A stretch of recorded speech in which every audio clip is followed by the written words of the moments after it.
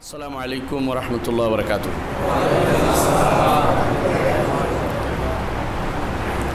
إن الحمد لله نحمده ونستعينه ونستغفره ونعوذ بالله من شرور أنفسنا ومن سيئات أعمالنا من يهده الله فلا مضل له ومن يضلل فلا هادي له وأشهد أن لا إله إلا الله وحده لا شريك له وأشهد أن محمدا عبده ورسوله أما بعد. আলহামদুলিল্লাহ, আজকে দ্বিতীয়বারের মতো এই মসজিদে এসেছি। আগে কয়েক বছর আগে এসেছিলাম, তো সে সময় ছিল সম্ভবত আকীদার গুরুত্ব নিয়ে আলোচনা। আজকে আমরা তখন পজিটিভ সাইডে আলোচনা করছি, আজকে একটি সাইডে আলোচনা করব আকীদার গুরুত্ব না দিলে কি হয়, সেটা আলোচনা হবে আজকে ইনশাআল্লাহ। আকীদা এমন একটি জিনিস যা জীবনের শ্রেষ্ঠ সম্পদ, এতে কোনো সন্দেহ নেই। এতক্ষণ আপনারা শুনেছেন যে রাসূলুল্লাহ সাল্লাল্লাহু আলাইহি ওয়াসাল্লাম আকীদা নিয়ে আসছেন গদ্দান তারিয়ান। গদ্দান তারিয়ান অর্থ হচ্ছে তরতাজা, যে আকীদা কোনো নষ্ট হয় না, বিনষ্ট না, যে আকীদা একেবারে তার কাণ্ডের উপরে দণ্ডায়মান, এরকম আকীদা। যে আকীদা রাসূলুল্লাহ সাল্লাল্লাহু আলাইহি ওয়াসাল্লাম দিয়ে গেছেন সেটাই হচ্ছে মূলত ঈমান, সেটাই হচ্ছে সুন্নাহ, সেটাই হচ্ছে শরিয়া, সেটাই হচ্ছে আল ফিকহুল আকবার, এবং সেটাই হচ্ছে তাওহীদ। এতগুলি নাম কেন বললাম? যে জিনিসের দাম বেশি তার নাম অনেক বেশি, অনেক কিছু। যেটা দাম বেশি, জান্নাতের অনেক দাম, এজন্য জান্নাতের কত নাম। কিয়ামতের মাঠের ভয়াবহতার কারণে কিয়ামতের মাঠের কত নাম জানেন আপনি। আকীদার অনেক নাম, এবং আমাদের পূর্বসূরীরা 99টা বই লিখছে আকীদার উপর। 99, যেগুলো আমি উপরেরগুলো উল্লেখ করছি, নিচেরগুলো উল্লেখ করি এখন যা তা না, মানে যেগুলো বলতে পারি আমাদের সালফে সালেহিনরা লিখছেন। অথচ আমরা আকীদার বই বলতে বুঝি কি বুঝি এটা আপনারাই জানেন। আর নাম বললাম, যা আমাদের বিভিন্ন পাঠ্যপুস্তকে পড়ানো হয়, বিভিন্ন মাদ্রাসায় পড়ানো হচ্ছে, এগুলি আকীদার। অথচ আকীদার মৌলিক বই কেউ পড়ায় না। একটু আগে ডক্টর ইমাম হোসেন উল্লেখ করেছেন যে একটি বই ইমাম আবু হানিফা রাহমাতুল্লাহ লিখছেন। উনি আকীদার ক্ষেত্রে পাইওনিয়ার বলতে পারেন, তিনি আকীদার ক্ষেত্রে প্রথম বই লিখেছেন।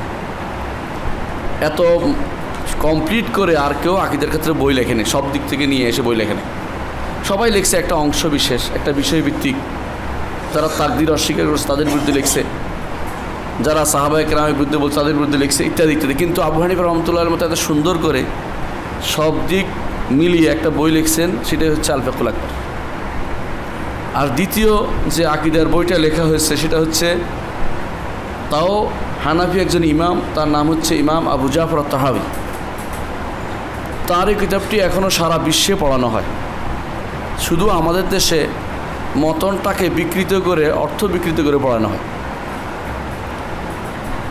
ওনার এই ছোট্ট মতনত ভাষ্য, এই ভাষ্যটার যারা ব্যাখ্যা করছে তার মধ্যে সবচেয়ে উত্তম ব্যাখ্যা হচ্ছে ইমাম ইবনে আবিল ইজ আল হানাফির ব্যাখ্যা, একজন হানাফি ইমামের ব্যাখ্যা।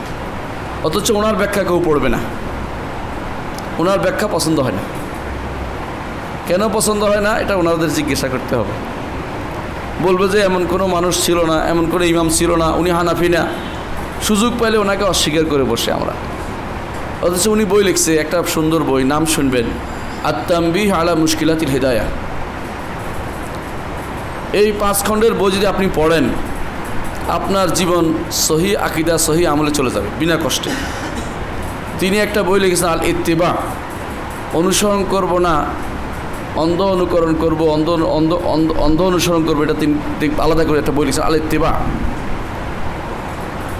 তাহলে আমাদের সালফে সালেহিন কিন্তু সঠিক পথেই ছিলেন, সঠিক মতেই ছিলেন। সময়ে সময়ে এটাকে পরিবর্তন হয়ে যাচ্ছে, যুগ যুগ ধরে পরিবর্তন হলে আবার সঠিক পথে আনার জন্য আল্লাহ যুগে যুগে কী করতেন? আকীদা পরিবর্তন হলে নবী রাসূল পাঠাতেন। আদম সন্তানদের আকীদা পরিবর্তন হওয়ার পরে কাকে পাঠিয়েছেন? নূহ আলাইহিস সালাতু ওয়াস সালামকে, তাই না? প্রথম রাসূল পাঠিয়েছেন, ঠিক কিনা?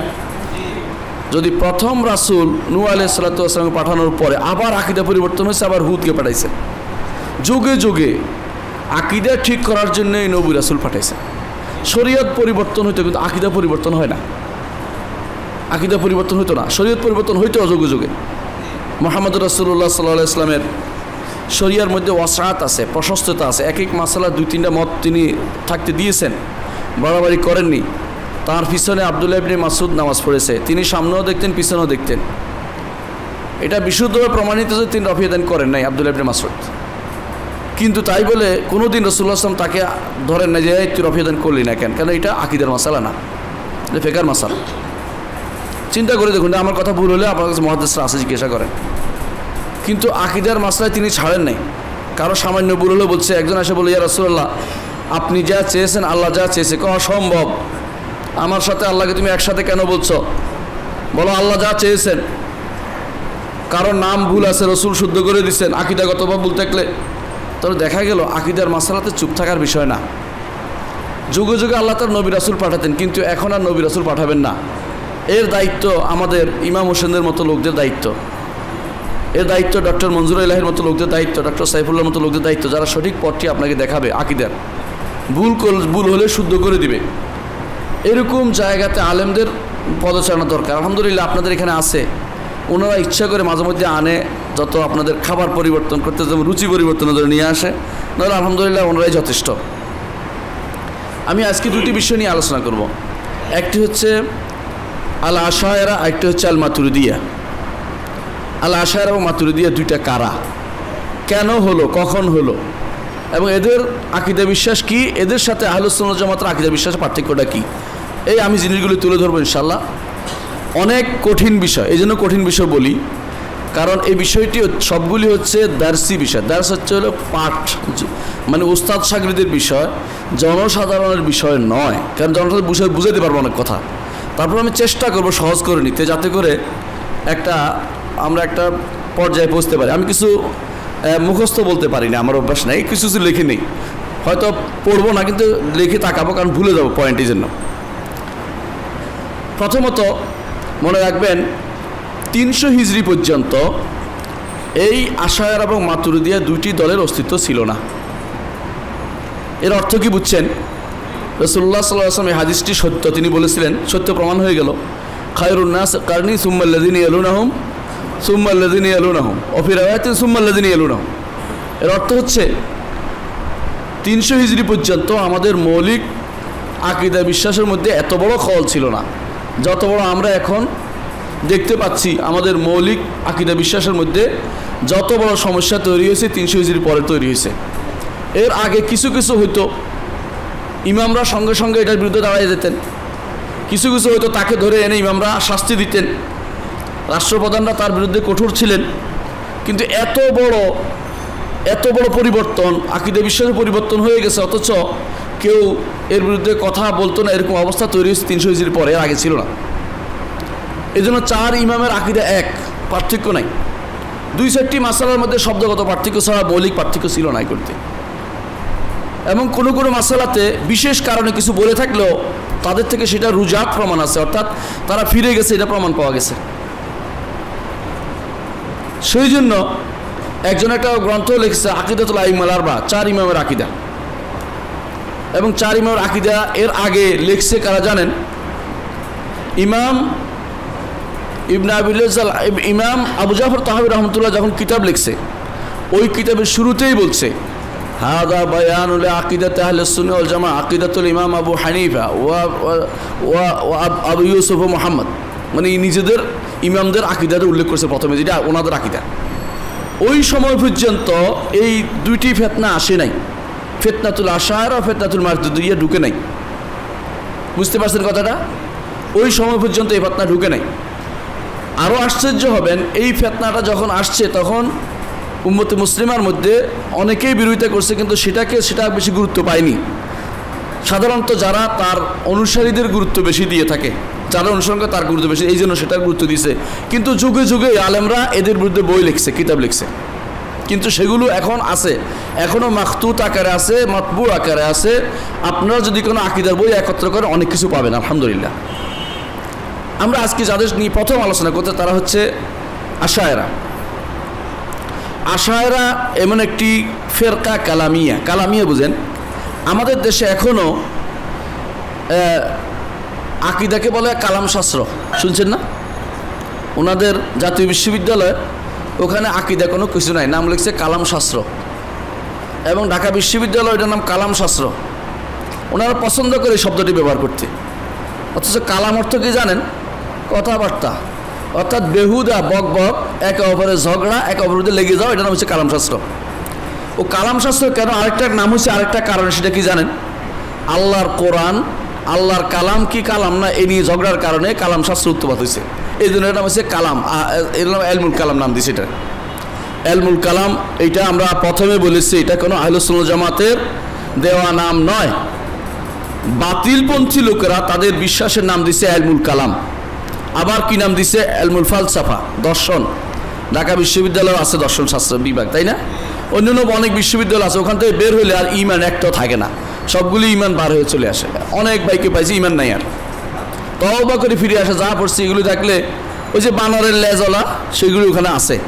বানরের লেজ ছিল, একসময় পড়ে গেছে, আপনি এরপর মানুষ হয়েছেন। ওগুলো দর্শন শাস্ত্রে পড়ানো হয়, সমাজবিদ্যায় পড়ানো হয়। এগুলি ইসলামের কথা নয়, এগুলি কথার কথা। আরেক গোষ্ঠী আছে, এক গোষ্ঠীর নাম দিচ্ছে এলমুল কালাম আকিদার, আরেক গোষ্ঠীর নাম দিচ্ছে এলমুল ফালসাফা, দর্শন শাস্ত্র, আরেক গোষ্ঠীর নাম দিচ্ছে মিতাফিজিকিয়া, মানে এটা হলো ধারণার বাইরে, মন যা বলে তা বললেই হলো, এইটা তারা নাম দিয়েছে। এটা যেটা কোনো চিন্তা করে ঠিক করা যাবে না। এক একজনে এক এক নাম দিয়েছে, কিন্তু আমরা বলেছি আকিদার নাম 6টি নাম আমরা পেয়েছি, 7টি নাম আকিদার। একটি কি আকিদা, সুন্নাহ, আরেকটা কি তাওহীদ, আরেকটা কি শরিয়া, তাও আছে, শরিয়াও আছে, ঈমান আছে, ঈমানও আছে, এগুলি উসুলউদ্দিন আছে, শুধু আকিদা আছে। এগুলি হচ্ছে আহলুস সুন্নাহ জামাত দেয়া নাম। তাহলে এলমুল কালাম এই শাস্ত্রটা আহলুস সুন্নাহ দেওয়ার নাম নয়। এটা যদি ব্যবহার করেন আপনি বুঝবেন যে প্রথমে আপনার ভুল করে দিচ্ছে, আপনাকে কালামের মধ্যে ফেলে দিবে আর আকিদের মধ্যে নিয়ে যাবে না। আপনার কথার মারফেসের মধ্যে আপনাকে রেখে দিবে, কোনোদিন আর কোরআন সুন্নাহর কাছে আপনাকে নিয়ে যাবে না। এটা হচ্ছে এলমুল কালাম এর মূল কথা। আশায়েরা কারা? আশায়েরা হচ্ছে তারা যারা এরকম একটি কালামি ফেরকা, অর্থাৎ কথাবার্তা বলতে পছন্দ করে, কোরআন সুন্নাহর দলিল নিতে পছন্দ করে না। এরা সবাই নিসবত হয় ইমাম আবুল হাসান আশারীর দিকে, যিনি একসময় মুতাজিলাদের আকীদায় বিশ্বাসী ছিলেন। ইমাম আবুল হাসান আশারী একসময় মুতাজিলাদের আকীদায় বিশ্বাসী ছিলেন। মুতাজিলা কারা জানেন? এটা তো একটু বলতে হয় সংক্ষেপে। মুতাজিলারা হচ্ছে বিবেককে প্রাধান্য দিতে সব কিছুর আগে, যা বিবেক ধরে না তা মানি না। এই জন্য ওনারা আসছে হাসান বসরির দরবারে আসছে। হাসান বসরি বিখ্যাত, জানেন, উনি মসজিদে দাওয়াত দিচ্ছেন। এরকম মসজিদে দাওয়াত দিচ্ছে আয়েশা ওয়াসিল বিন আতা মুতাজিলি বলল, হাসান বসরি বলেন তো, আল্লাহ একজনকে ছোট বয়সে মেরে ফেললো, আরেকজনকে বড় হয়েছে সে কুফরি করে মরে গেল, আল্লাহ দুইজনের দুই রকম করবেন না একরকম করবেন? তো বলতে কুফরি করে মেরে জাহান্নামে যাবে, ছোট বয়সে যেটা মরে গেছে সে তো জান্নাতে যদি কেউ ইমানদারের বাচ্চা। তো বলছে আল্লাহ দুই রকম করলেন কেন? এটা তো ইনসাফের কথা নয়। আল্লাহর ইনসাফ তো একরকম হওয়া উচিত। আপনার সাথে আমি থাকবো না, এটাকে উঠে যাইয়া ওইরকম খাম্বার পিছনে যাইয়া আর এক দল লইয়া বসে গেছে। তখন হাসান বসরি রহমতুল্লাহ আলাইহি বললেন, তাজালা আন্না, ওই লোক তো আমার থেকে পৃথক হয়ে গেল। আকীদার পৃথক কেমন হয় দেখেন। সেই থেকে ওর নাম হয়েছে মুতাজিলা। ওরা যে কোনো জিনিসেই অস্বীকার করতো, জিজ্ঞাসা করতো যে আল্লাহ তাআলা ওজন মাপছে কিনা, হাসরের মাঠে ওজন মাপবেন বন্দার আমলের। তো বলতো আল্লাহ কি বাক্কাল না ফাউয়াল? আল্লাহ কি বাক্কালা মানে ওজন মাপে? বলছেন তো সৌদি আরব বাক্কাল আছে না, তার কাছে অনেকে জানেন। আল্লাহ কি বাটখারি দিয়ে ওজন করবেন কেন?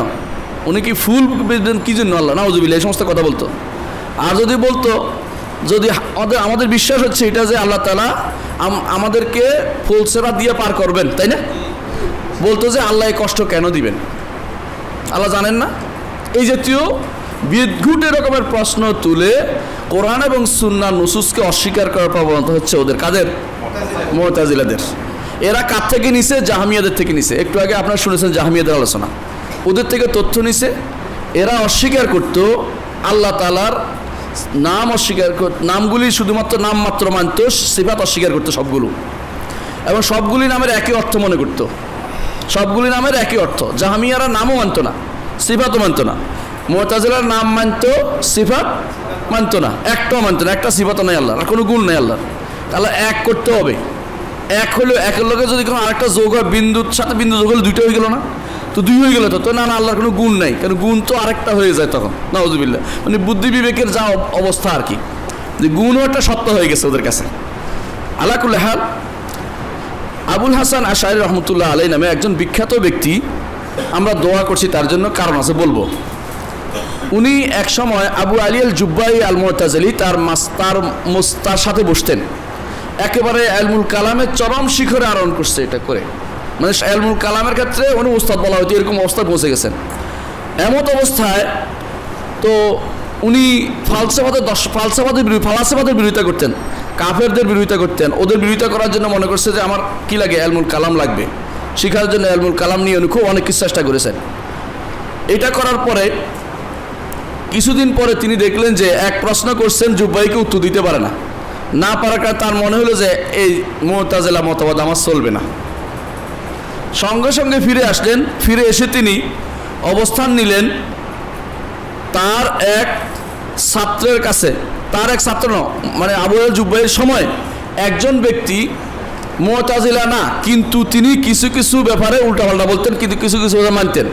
ওই সময় তাকে সাথে পেয়েছেন, তিনি হচ্ছেন ইবনে কুল্লাব, ওনাকে বলা হয় ইবনে কুল্লাব।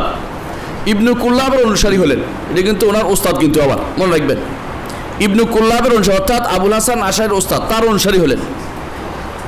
অনুসারী হওয়ার পরে কিছুদিন পরে দেখা গেল অনেক দিন এটার উপর বই লিখছেন, এটা করছেন, জায়গায় জায়গায় এই ওনার কথা মতবাদ প্রচার করছেন, যেখানে সেখানে গেছেন, এই মতবাদের জন্য জান দিয়ে এই করছে সে করছে। কিন্তু শেষ বয়সে এসে তার মনে হলো যে আমি যা করছি এটা কি কোরআন সুন্নাহ ভিত্তিক কিনা। যখন তিনি দেখলেন যে আহমদ ইবনে হাম্বলের ছাত্ররা, আবু হানিফা রহমতুল্লাহর ছাত্ররা এবং অন্যরা তো আমাদের এই কথাগুলো শুনতেছে না, বিশেষ করে আরাবিয়ান যারা, ওরা তো আমাদের কথা শোনে না, তখন তার মধ্যে ভাবান্তর আসলো। তিনি সঙ্গে সঙ্গে দেখলেন যে না, এটা ঠিক নয়। সঙ্গে সঙ্গে তিনি 3টা বই লিখলেন।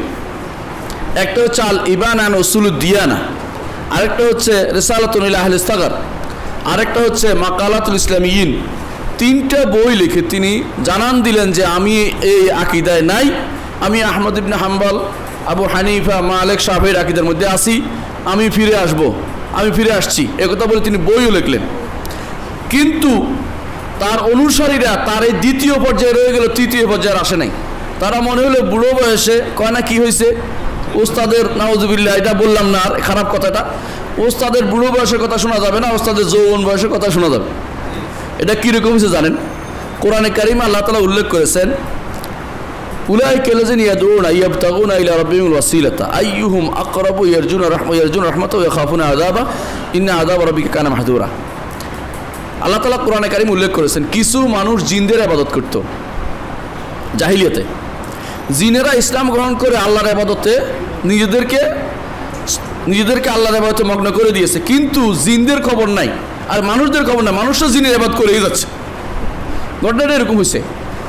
আবুল হাসান আশআরী রহমতুল্লাহ আলাইহি তিনি ফিরে কোরআনে কারীম এবং রাসূলুল্লাহ সাল্লাল্লাহু আলাইহি ওয়াসাল্লামের হাদিসের অনুসরণ করলেন এবং বই লিখলেন। সেই বই আলহামদুলিল্লাহ এখন সারা দুনিয়াতে এটা আছে, সারা দুনিয়া মানুষের কাছে সেটা প্রসারিত, সবার আলহামদুলিল্লাহ ঘরে ঘরেই আছে সেটা, বেশিরভাগ জায়গাতে আলেমদের মাঝে। কিন্তু এইটা নিব না। কোনটা নিব? আগে তিনি যা বলেছেন সেটাই নিব, সেটাই শুদ্ধ। এই জন্য তারা সেই মতের এবং পথের অনুসারী হয়েছে। এখন বলে আবুল হাসান আশআরী কে? তিনি হচ্ছেন ইমাম আবুল হাসান আলী ইবনে ইসমাইল আল আশআরী। আশআরী বলা হয়, আপনার নাম শুনেছেন আবু মুসা আশআরী রাদিয়াল্লাহু আনহু, ওনার বংশধর, তিনি একজন ওনার অধস্তন বংশধর ছিলেন। তার জন্ম হয়েছিল বসরাতে 270 হিজরিতে। 270 হিজরিতে আমরা বলেছি জন্ম হয়েছে বসরাতে, খেয়াল করেন। আর বসরা ছিল তখনকার সময় যাবতীয় মতবাদের উন্মেষ বসরাতে হয়েছিল। যত মতবাদ হইতো, আমরা সামনে যখন আলোচনা করবো সুফিবাদের, আপনি দেখবেন সুফিবাদের উন্মেষ হয়েছিল বসরা থেকে। এই জন্য বলে রাবেয়া বসরি, অমুক বসরি শুরু হয়, কারণ এইখান থেকে। কারণ হচ্ছে বসরাকে বলা হতো ফারজুল হিন্দ, হিন্দুস্তানের ঢুকার রাস্তা। ফারজুল হিন্দ হিন্দুস্তানের ঢুকার, এখান থেকে বসরা একটা বন্দর ছিল। এই বন্দরে এখান থেকে এই পাক ভারত থেকে যাইতো কারা? বড় বড় ইয়ারা ওই যে হিন্দু যোগীরা এবং বৌদ্ধ যারা ভিক্ষু আছে তারা যাইয়া ওখানে বিশেষ কিছু দেখা যায়, দেখাইলে মানুষ চমৎকার হবে, মানে চমৎকৃত হয়ে যেত, বলতো ওদের কিছু মতবাদ গ্রহণ করতো আর আস্তে আস্তে আস্তে আস্তে সেটা প্রসার করতো। এই জন্য ইমাম আহমদ ইবনে হাম্বল উল্লেখ করেছেন জাহাম ইবনে সফওয়ানের সাথে সর্বপ্রথম যার হয়েছিল, মুনাজারা হয়েছিল, সে হচ্ছে একজন বৌদ্ধ ভিক্ষু। বৌদ্ধ ভিক্ষু বলছে যে তুমি আল্লাহ বিশ্বাসী? বলে আল্লাহ বিশ্বাসী। ওরা আল্লাহরে দেখছো? বৌদ্ধ কিন্তু আল্লাহর বিশ্বাস, বৌদ্ধ যারা এই মহাজানি আল্লাহরে বিশ্বাস করে না। তবে তুমি কি আল্লাহরে দেখছো? কোনো দেখি নেই। না দেখেই তার গন্ধ পাইছো? না গন্ধ পাইনি। তার রূপ দেখছো? দেখি নেই। তো কি দেখছো? আল্লাহ কেমনে বিশ্বাস করো? 40 দিন পর্যন্ত আবার নামাজ পড়া বন্ধ করেছে, তাহলে আমি জবাব পাইতেছি না। 40 দিন পরে আসছে, আশা করতেছে আমার কাছে জবাব আছে। কি তোমার তো বলো তোমার আত্মা আছে? কেউ আত্মা আছে? আত্মা দেখছো? কেউ দেখি নেই। রূপ দেখছো? দেখি নেই। তো আমার এরকম আল্লাহ না দেখে বিশ্বাস করতেছে। মানে দুইজনের ঝগড়াটা শোনেন, এটাও ভুল, দুইটাই ভুল আছে। কারণ আত্মার সাথে তো আল্লাহর বিষয়টা আসবে না। কারণ আরেকজন বলবো আমি আত্মাও মানি না বর্তমান সময়, তাই আল্লাহ মানা যাবে নাকি? এটা বলা যাবে না আমাদের। মোট কথা এটাই যে এই ভুলগুলি তৈরি হয়েছিল বসরার জায়গা থেকে, যেখান থেকে সমস্ত ফিতনার উন্মেষ ওই পূর্ব দিকে। রাসূলুল্লাহ সাল্লাল্লাহু আলাইহি ওয়াসাল্লাম বলেছেন রাসুল ফিতনাত আল মাশরিক, পূর্ব দিক থেকে ফিতনার মূল শুরু হয়ে যাবে, সেজন্য সেখান থেকে এই ফিতনা শুরু হয়েছিল। তো ইমাম আবুল হাসান আশআরী সেখানে তিনি জুব্বাইর ছাত্র ছিলেন, তিনি বিভিন্ন জায়গাতে বেড়াতেন বাগদাদে। পরবর্তীতে তিনি আমরা বলেছি কি করেছেন, আব্দুল্লাহ ইবনে সাঈদ ইবনে কুল্লাবের অনুসরণ করেছেন। আব্দুল্লাহ ইবনে সাঈদ ইবনে কুল্লাবের সেখান থেকে তিনি 7টা সিফাত মানতেন। তখন কয়টা সিফাত? 7টা গুণ মানতেন। 7টা কি? 7টা গুণ মানতেন কোরআন হাদিস দিয়া নয়, এগুলি মানতেন বিবেক দিয়া। বিবেক কি? যদি বিবেক অর্থ কি বলে যে কোনো একটা সত্তা থাকলে তার জীবন থাকবে, একটা পাওয়া গেছে, তাই না? যার জীবন আছে তার ক্ষমতা থাকবে, যার জীবন আছে তার কি জ্ঞান থাকবে? কটা হলো? 3টা। যার জীবন আছে তিনি কথা বলবেন, 4টা। যার জীবন আছে তিনি দেখবেন, যার জীবন আছে তিনি শুনবেন, কটা হলো? 6টা। আর একটা কাজে এরাদা, ইচ্ছা থাকবে। এইগুলি তো বলা হলো যেগুলো কোরআনে বলছে, কারণ আমরা ওইদিকে তাকাবো না, আমরা বিবেকে বুঝছি এই 7টা। তো কোরআনে ওইগুলি বলছে, সেগুলি তারা মানতো না কোনোভাবে, সেগুলো জবাব উল্লেখ করবো কি করতো না। তাহলে এই সময়ে দ্বিতীয় পর্যায়ে এসে তার জীবনের দ্বিতীয় পর্যায়ে, 3 নম্বর না, দুই নম্বর পর্যায়ে এসে তিনি 7টি সিফাতে বিশ্বাস করতেন। তৃতীয় পর্যায়ে এসে তিনি সমস্ত সিফাতে বিশ্বাস করেছেন এবং বলেছেন যে আল্লাহর সমস্ত সিফাত সাব্যস্ত করি আমি কোনো রকম ধরন নির্ধারণ ছাড়া, যেটা ইমাম মালিক বলেছেন যে আল ইস্তিওয়া মালুমুন, যে আরশের উপর উঠা এটা জানা, ওয়াল কাইফু মাজহুলুন, ধরন আমাদের জানা নেই, ওয়া সুয়ালু আনহু বিদআ, এই প্রশ্ন করাটা বিদআত, ওয়াল ঈমান বিহি ওয়াজিব, এর উপর ঈমান আনা ওয়াজিব। এইটার উপরে বিশ্বাসী হয়ে গেছেন। এটা একটি আহলুস সুন্নাহ ওয়াল জামাতের মৌলিক কায়দা যে আমরা অর্থ জানি, ধরন জানি না। অর্থ জানি, ধরন জানি না। যে ব্যক্তি বলবে অর্থ জানি না, ধরন জানি না, সে কিন্তু সে জাহমি। কারণ সে জাহমিয়াদের মতে অস্বীকার করছে, মূলত শব্দ বলতেছে। শব্দ তো উদ্দেশ্য না, উদ্দেশ্য অর্থ সহ। কোরআনে কারীমের শব্দ অর্থ দুইটাই উদ্দেশ্য, শুধু শব্দ উদ্দেশ্য না। তো শুধু মানার কারণে তার কোনো ফায়দা হচ্ছে না, এটাই। তাহলে আমরা বলি ইমাম আবুল হাসান আশআরী 3 নম্বর দৌরে এসে, 3 নম্বর স্তরে এসে তিনি আল্লাহর সমস্ত নাম গুণ স্বীকার করতেন। গুণগুলিকে তিনি কোনো রকমের ধরন নির্ধারণ করতেন না, কোনো তাসবিহ দিতেন না। তাসবিহ বুঝছেন? মতো, অমুকের মতো বা অমুকের মতো দিতেন না। ওলা তাতিল, এবং সেটাকে অর্থহীন করতেন না, অপব্যাখ্যা করতেন না, পরিবর্তন করতেন না, এবং উপমাও দিতেন না। এই অবস্থায় তিনি বই লিখছেন আল ইবান আর উসুলুদ দিয়ান। আমরা বলেছি 3টি বই লিখেছেন। আবুল হাসান আশআরী তিনি মারা গেছেন 324 হিজরিতে, 324 হিজরিতে, এবং বাগদাদে তার দাফন হয়েছিল। তিনি মৃত্যুর সময় আশায়েরার মতবাদী লোকেরা তাকে গ্রহণ করে নাই। তখনকার সময় তাকে গ্রহণ করেছিল যারা তখনকার সহি আকীদার ছিল, তারা শুধু গ্রহণ করেছে। এবং বলা হয়েছিল তখন আলিও মাতা নাসিরুস সুন্নাহ, আজকে সুন্নতের যিনি সাহায্যকারী ছিলেন তিনি মারা গেছেন, এরকম অবস্থা তার পৌঁছে গেছিল। কিন্তু এই মতবাদটা, দ্বিতীয় স্তরে যে মতবাদটা, এটা কিন্তু কার আসলে আমরা পাইলাম? আব্দুল্লাহ ইবনে সাঈদ ইবনে কুল্লাব। এই জন্য বর্তমানে যারা আশায়রা বলে নিজেদেরকে দাবি করে তারা আসলে আশায়রা না, তারা হচ্ছে কুল্লাবিয়া। তারা কারা কি? কুল্লাবিয়া। এরা আশায়রা নয়। ইমাম আবুল হাসান আশারি রহমতুল্লাহ আলাই, এই জন্য আমরা রহমতুল্লাহ আলাই বারবার বলতেছি, কারণ তিনি ফিরে এসেছিলেন, সহি আকিদায় ছিলেন তিনি শেষ পর্যন্ত। কিন্তু আব্দুল্লাহ ইবনে সাঈদ ইবনে কুল্লাব তিনি শেষ ওই আকিদায় ছিলেন। বর্তমানে যারা অনুসরণ করে তারা প্রত্যেকেই মূলত কুল্লাবিয়ার অনুসরণ করে, আবুল হাসান আশারি অনুসরণ করে না। আচ্ছা, এই অবস্থায় তারা এই অবস্থায় বিশেষ করে যখন তিনি চলে গেলেন, তার অনুসারীরা নয়, যারা তার দ্বিতীয় স্তর অনুসারী ছিল, এরা কালাম শাস্ত্রকে বেশি প্রাধান্য দিতে আরম্ভ করলো। এবং এদের মধ্যে একদল তাসাউফে ঢুকলো। এখানে তাসাউফ এবং এলমুল কালাম একসাথে হয়ে গেছে, একাকার হয়ে গেছে। এটা আমি বলবো কারা কারা ঢুকাচ্ছে না, আমি একটু পরে বলতেছি। আরেক দল ফালসাফায় ঢুকলো, দর্শন শাস্ত্রে আবার ঢুকে গেল উল্টা, এদেরও নাম বলবো একটু পরে দেখবেন। তারপরে সব শেষে এসে এরা কি করলো, যে না, আমরা অস্বীকার করলাম যে আবুল হাসান আশারির 3 নম্বর স্তরে ছিল না, বরং তিনি 2 স্তরে ছিলেন। 3 নম্বর স্তর এরা বানাইছে, যারা এই আহমদ ইবনে হাম্বল অনুসারী এই লোকগুলি বানাইছে, ইমামদের অনুসারী এরা বানাইছে। আসলে এনার 3য় স্তর ছিলই না, এরকম অস্বীকার করে বসলো একদম। কিন্তু আল্লাহ তাআলার রহমত সবসময় কিছু না কিছু জিনিস প্রকাশ পেয়ে যায়। সেটা হচ্ছে এই 2য় স্তরের ইমামদের, যারা পরবর্তীতে আবুল হাসান আশআরির পরে ইমাম ছিলেন, তার মধ্যে একজন ছিলেন ইমাম বাকিল্লানি। আমাদের দার্সগুলো যে একটু অনেকের পছন্দ হবে না, কিন্তু জিনিসটা খুব জরুরি জানার। ইমাম বাকিল্লানি রহমতুল্লাহ আলাই তিনি 328 থেকে 403 পর্যন্ত তিনি দুনিয়াতে বেঁচে ছিলেন। ওই সময় তিনি কুল্লাবি মাযহাবটাকে একটু সাজাইছেন সুন্দর করে। উনি প্রথম এই কাজটা করেছেন। সাজানোর পরে তাওহীদের মধ্যে আজায়েব জিনিস নিয়ে আসেন। তিনি বললেন যে তাওহীদ কোরআন হাদিস দিয়ে সাব্যস্ত হবে না, তাওহীদ সাব্যস্ত হবে আকল দিয়ে, বিবেক দিয়ে সাব্যস্ত করতে হবে। কারণ তাওহীদ যদি কোরআন হাদিস দিয়ে সাব্যস্ত করতে হয়, তাহলে নাকি দাওর আসে। দাওর বুঝেন কিনা? যে কোরআন, তাওহীদ কি দিয়ে সাব্যস্ত? কোরআন দিয়ে। তো কোরআন কি দিয়ে সাব্যস্ত হয়েছে? তো বলছে কোরআন তো আল্লাহ বলছে, তো ঘুরে ঘুরে তো আল্লাহর কাছে চলে গেছেন। আমরা আল্লাহ তাওহীদ কেমন সাব্যস্ত করলাম? এই চালাকি করে কোরআন হাদিস দিয়ে তাওহীদ সাব্যস্ত করতে রাজি হলেন না।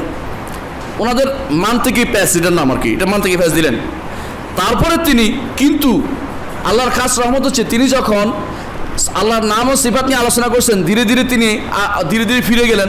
অনেকগুলো সিফাত তিনি সাব্যস্ত করে ফেলেন। সিফাতুল খাবারিয়াগুলি সাব্যস্ত করলেন। সিফাত খাবারিয়া কি? সিফাত 2 রকমের, একটি হচ্ছে ফেইলিয়া, একটি হচ্ছে জাতিয়া।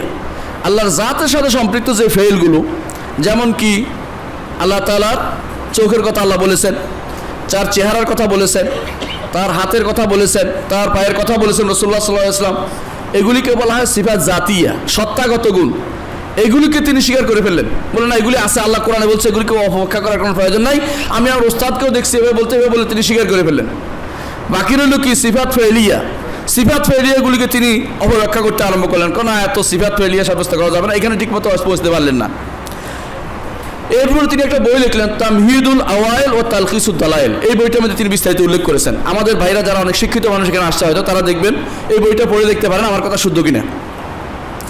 এরপরে তিনি ইমাম বাকিল্লানি রহমতুল্লাহ একটা বড় গুণ হচ্ছে, তিনি এমন যোগ্য ব্যক্তি ছিলেন যে তখনকার সময় বাদশাহ আদুদ্দৌলা তাকে পাঠাইতেন নাসারাদের সাথে বিভিন্ন মোনাকাশায় পাঠাইতেন, কিন্তু তিনি সেখানে জয়লাভ করে আসতেন। এত যোগ্য মানুষ ছিলেন ইমাম বাকিল্লানি রহমতুল্লাহ আলাইহি। কিন্তু এই মাসালাগুলিতে, কিছু মাসালাতে তিনি আহলুস সুন্নাহ জামাতের পথে আকীদায় যেতে পারেন নাই। এটা হলো মূল কথা। কারণ আল্লাহ তাআলা সবাইকে মান ইয়াহদিল্লাহু ফাহুয়াল মুহতাদ, আল্লাহ হেদায়েত না দিলে কেউ হেদায়েত প্রাপ্ত হয় না। দ্বিতীয় একজন বিখ্যাত ব্যক্তি হচ্ছে আশারীদের একজন হচ্ছে আবু ইসহাক আশ-শিরাজি রহমতুল্লাহ আলাইহি, যার কথা আপনারা শুনে থাকেন। উনি বলে আল মুহাজ্জাব লিশ-শিরাজি। ইমাম নওয়াবী যে কিতাবের ব্যাখ্যা করে আল মাজমু লিখছেন, সেই কিতাবের নাম হচ্ছে আল মুহাদ্দাব।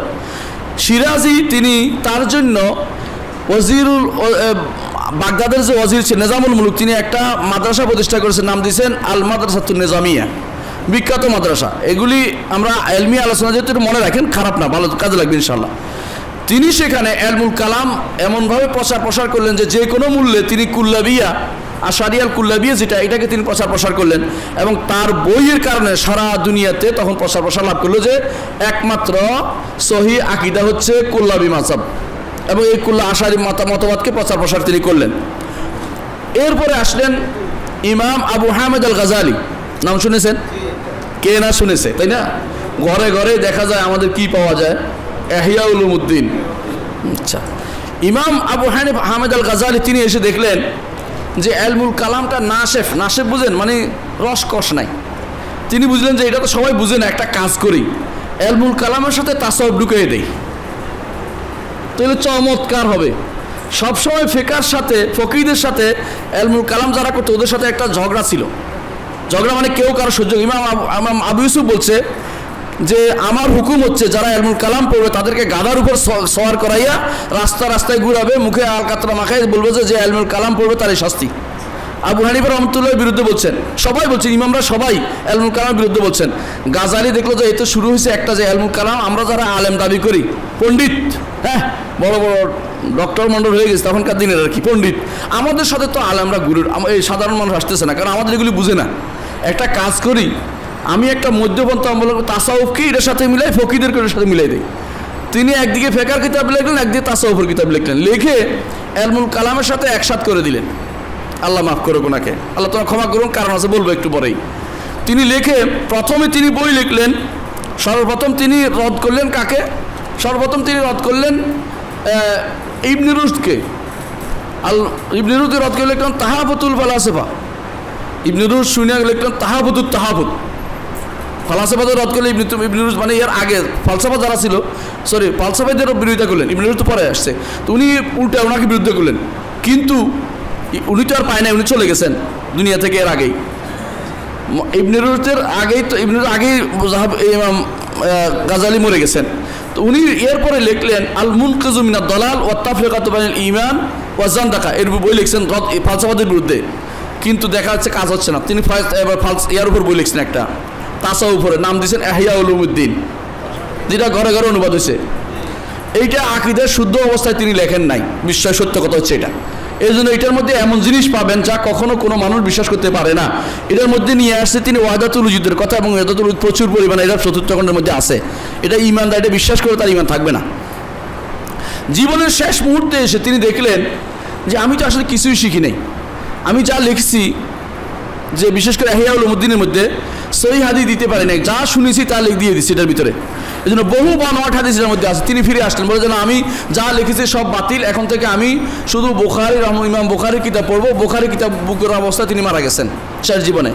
কিন্তু আমরা তার ওই বুখারী পড়বো না, আমরা পড়বো কি? ইহয়া উলুমউদ্দিন, যেটা উনি ছেড়ে দিচ্ছেন, পড়েন, বাদ দিচ্ছেন, ওইটা পড়ার জন্য আমরা খুব ব্যস্ত হয়ে পড়ছি। ওইটার মধ্যে তিনি আশারি আকিদাকে প্রমোট করেছেন, আশারি অর্থাৎ কুল্লাবি আকিদা যেটা, এটাকে প্রমোট করেছেন, এবং বিভিন্ন গল্প কাহিনী বিভিন্ন রকমের দলিল দস্তাবেজ দিয়ে এটাকে বড় করে তুলেছেন। কিন্তু তিনি জীবনের শেষ মুহূর্তে তা থেকে ফিরে আসছেন। তৃতীয় ইমাম, আরেকজন ইমামের কথা বলবো, ইমাম আবু ইসহাক আল আসফারাইনি, বিখ্যাত ইমাম আশাইরিদের। তিনিও বই লিখেছেন অনেকগুলো। তারকে সর্বপ্রথম আমরা একটু আগে যে ব্যক্তির নাম বলেছিলাম তার লকব আছে কি? হুজ্জাতুল ইসলাম, তাই না? গাজালি হুজ্জাতুল ইসলাম বলা হয় না? কী জন্য এই লকবটা দেওয়া হয়? কী জন্য হুজ্জাতুল ইসলাম হবেন তিনি? হুজ্জাতুল ইসলাম কোনো ব্যক্তির নাম তো এভাবে তো উচিত না। তাছাড়া উনি সত্যি এমন কোনো কাজ করেন না যার জন্য হুজ্জাতুল ইসলাম বলা হবে। কারণ কোনো তার আমরা ভালো করে তাকালে দেখতে পাবো না যে এমন কোনো কাজ যা আমাদের ইমাম আবু ইউসুফ মুহাম্মদের চেয়ে বেশি হয়ে গেছে, এমন তো কিছু না। ওনাদের হুজ্জাতুল ইসলাম, ওনাদের না বলে ওনাদের হুজ্জাতুল ইসলাম কেন বলতে হবে? এটা হচ্ছে আমাদের বাড়াবাড়ি। এরপর যে বর্তমান সময় দেখেন না, অমুকের নামের আগা দিয়ে 10-15 লাইন না হলে আমাদের শান্তি হয় না, এরকম অবস্থা তখনও বিরাজ করছিল আর কি। আবু ইসহাক আসফারাইনি রহমতুল্লাহ আলাই, তিনিও নিজের তারও ওই সময় মানুষের নাম দিয়েছে রুকনুদ্দিন। সর্বপ্রথম যিনি রুকনুদ্দিন নামকরণ করা তিনি হচ্ছেন ইমাম আবু ইসহাক আসফারাইনি। এর আগে কেউ এরকম নাম দিয়ে দিন নিয়ে দিনের একটা অংশ, আয়াত অথবা হুজ্জত, এই জাতীয় জিনিসগুলি কেউ দিতেন না। এগুলি পরবর্তী তখনকার সময় আবিষ্কার। তিনিও বই লিখছে, এই আশারি কুল্লাবি মতবাদকে প্রমোট করার জন্য বই লিখছেন। এরপর লিখছেন ইমাম আবুল মাআলি, যাকে ইমামুল হারামাইন বলা হতো, ইমামুল হারামাইন, তিনিও বই লিখছেন।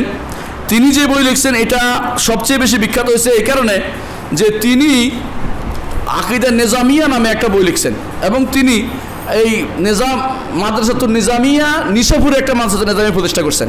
সেটার থেকে তিনি এই পশ্চিম পুরো এলাকাটাকে ইরান হতে শুরু করে এদিকে যত মুসলিম ছিল সেখানে এই আকিদাটা প্রসারের চেষ্টা চালিয়েছেন। আচ্ছা, আমরা এখন সর্বশেষ ব্যক্তির কাছে আসি যিনি সবচেয়ে বেশি এই আকিদাটাকে বরবাদ করে দিয়েছেন। তিনি হচ্ছেন ইমাম ফখরুদ্দিন আর রাজি রহমতুল্লাহ আলী। আমি রহমতুল্লাহ আলী বলছি কারণ একজন মরা মানুষের আমরা কোনো বদ্ধ আর বেশি কিছু কই না, খারাপ কিছু বলি না। তিনি কি করেছেন শোনেন। প্রথমত তিনি ছিলেন একজন দার্শনিক।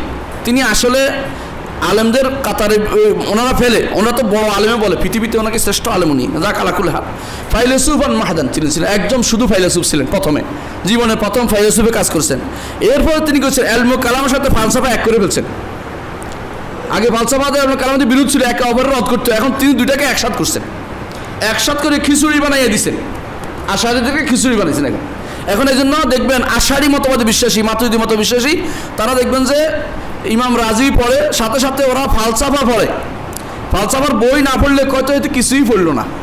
তাদের বিভিন্ন ফালসাফার বই নাম আছে, মাই বুঝি অমুক তমুক মানতে দুনিয়া শেষ ফালসাফার বই। এই বেটা সর্বপ্রথম এটা একসাথ করছে, কারণ এর আগে ইমাম গাজালি হতে শুরু, ওনারা কিন্তু কখনো ফালসাফাকে পড়তে দিতেন না, বলতে নিষেধ, কোনো ছাত্র ফালসাফা পড়বি না। ওনার সর্বোচ্চ তারা কি করতেন, এলমুল কালাম নিয়ে আলোচনা, ফালসাফা ঢুকতেন না, কিন্তু উনিরা একসাথ করে দিচ্ছেন। এরপরে তিনি কি করলেন, তিনি কায়দা নির্ধারণ করে দিলেন, কিছু কায়দা। কি কায়দা? যে এই জিনিসের বাইরে যেতে পারবে না, যতক্ষণ পর্যন্ত বিবেকের বিরোধী হবে, সেটা কোরআন সুন্নাহ যেটাই হোক না কেন গ্রহণ করা যাবে না। একটা নীতি বলে দিলেন উনি, বিবেক বিরোধী হলে কোনো কিছুকেই তিনি গ্রহণ করবেন না, এটা তিনি বলে দিলেন।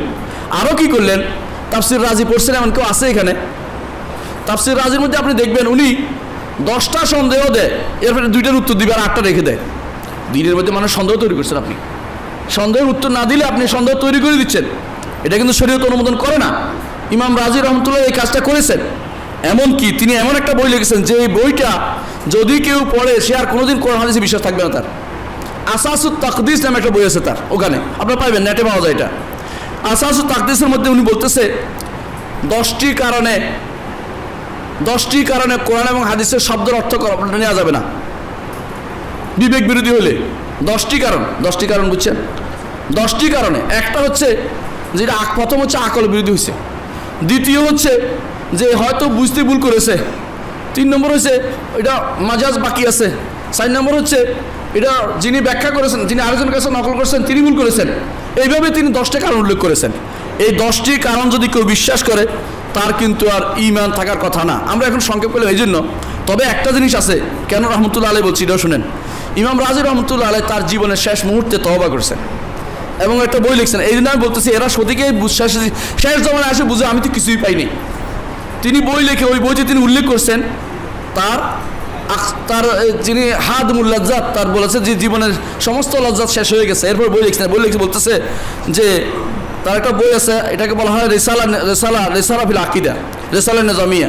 ওটা তিনি বলতেছেন লাকাত তাআম্মালতু তুরুকুল কালামিয়া ওয়াল মানাহিজুল ফালসাফিয়া, আমি সারা জীবন ফালসাফা দর্শন এবং কালাম শাস্ত্র নিয়ে দৌড়াদৌড়ি করছি। ফামা রাআইতুহা তাশফি আলিলান ওয়ালা তারবি গালিলান, আমি দেখছি এটা আমার পিপাসাও মিটায় না আর আমার অবস্থার উন্নতি দেয় না, আমার অবস্থা এমনি খারাপ, আমার রোগেরও কোনো মুক্তি দিচ্ছে না। ওর আইতু আকরাবাত তুরুক, আমি দেখতে পাচ্ছি সবচেয়ে নিকটস্থ তরিক হচ্ছে তরিকাতুল কোরআন, কোরআনের কথাই শুদ্ধ।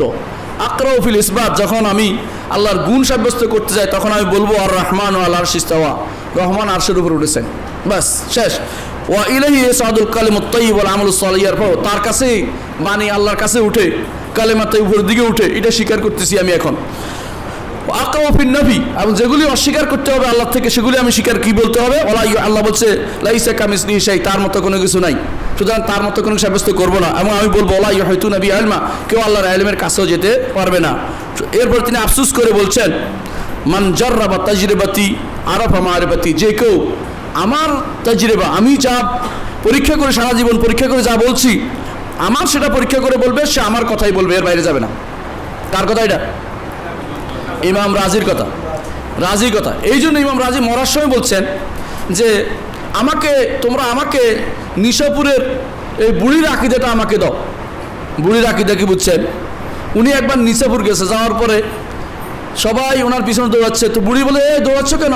বলে এখানে একজন বড় আলেম আসছে যিনি আল্লাহর অস্তিত্বের উপরে 101টা দলিল জানে। বলে আলহামদুলিল্লাহ, আমি আল্লাহর অস্তিত্বের উপরে কোনো দলিলের দরকার নেই, আমার একটা সন্দেহ নাই, দলিলের দরকার নেই, আমি আল্লাহর বিশ্বাস করছি সরাসরি, আলহামদুলিল্লাহ আল্লাহ আছে, আমার কোনো সমস্যা হচ্ছে না। উনি সেটা শুনছেন। মৃত্যুর সময় তিনি বসতেছেন কি জন্য? বলে যে আমাকে তো শয়তান এখন শেষ করে দিচ্ছে। শয়তান একবার বলে আল্লাহর অস্তিত্ব সম্ভব, আবার বলে সম্ভব না। তো আমি সম্ভব আর সম্ভাবনার মধ্যে দৌড়াদৌড়ি করতেছি, এর মধ্যে ঈমান চলে যাচ্ছে। তোমরা কে আসো? বুড়ির ঈমানটা আমাকে দাও, আমি মরতে চাই, ঈমান লয়ে মরতে চাই, আমি ওই সমস্ত ইলমুল কালাম দিয়ে আর মরতে চাই না। এটা হচ্ছে ইমাম রাজি রহমতুল্লাহ আলাইহি। এই জন্য বলে শেষ জীবনে তিনি ফিরে আসছিলেন, কিন্তু তার অনুসারীরা ফিরে আসে নাই। তারা তিনি যে সমস্ত ভুলগুলি করেছে সেগুলি তারা বহন করে নিয়ে চলেছে। আমি এখন আলোচনা করব আশারিকে, বুঝছেন?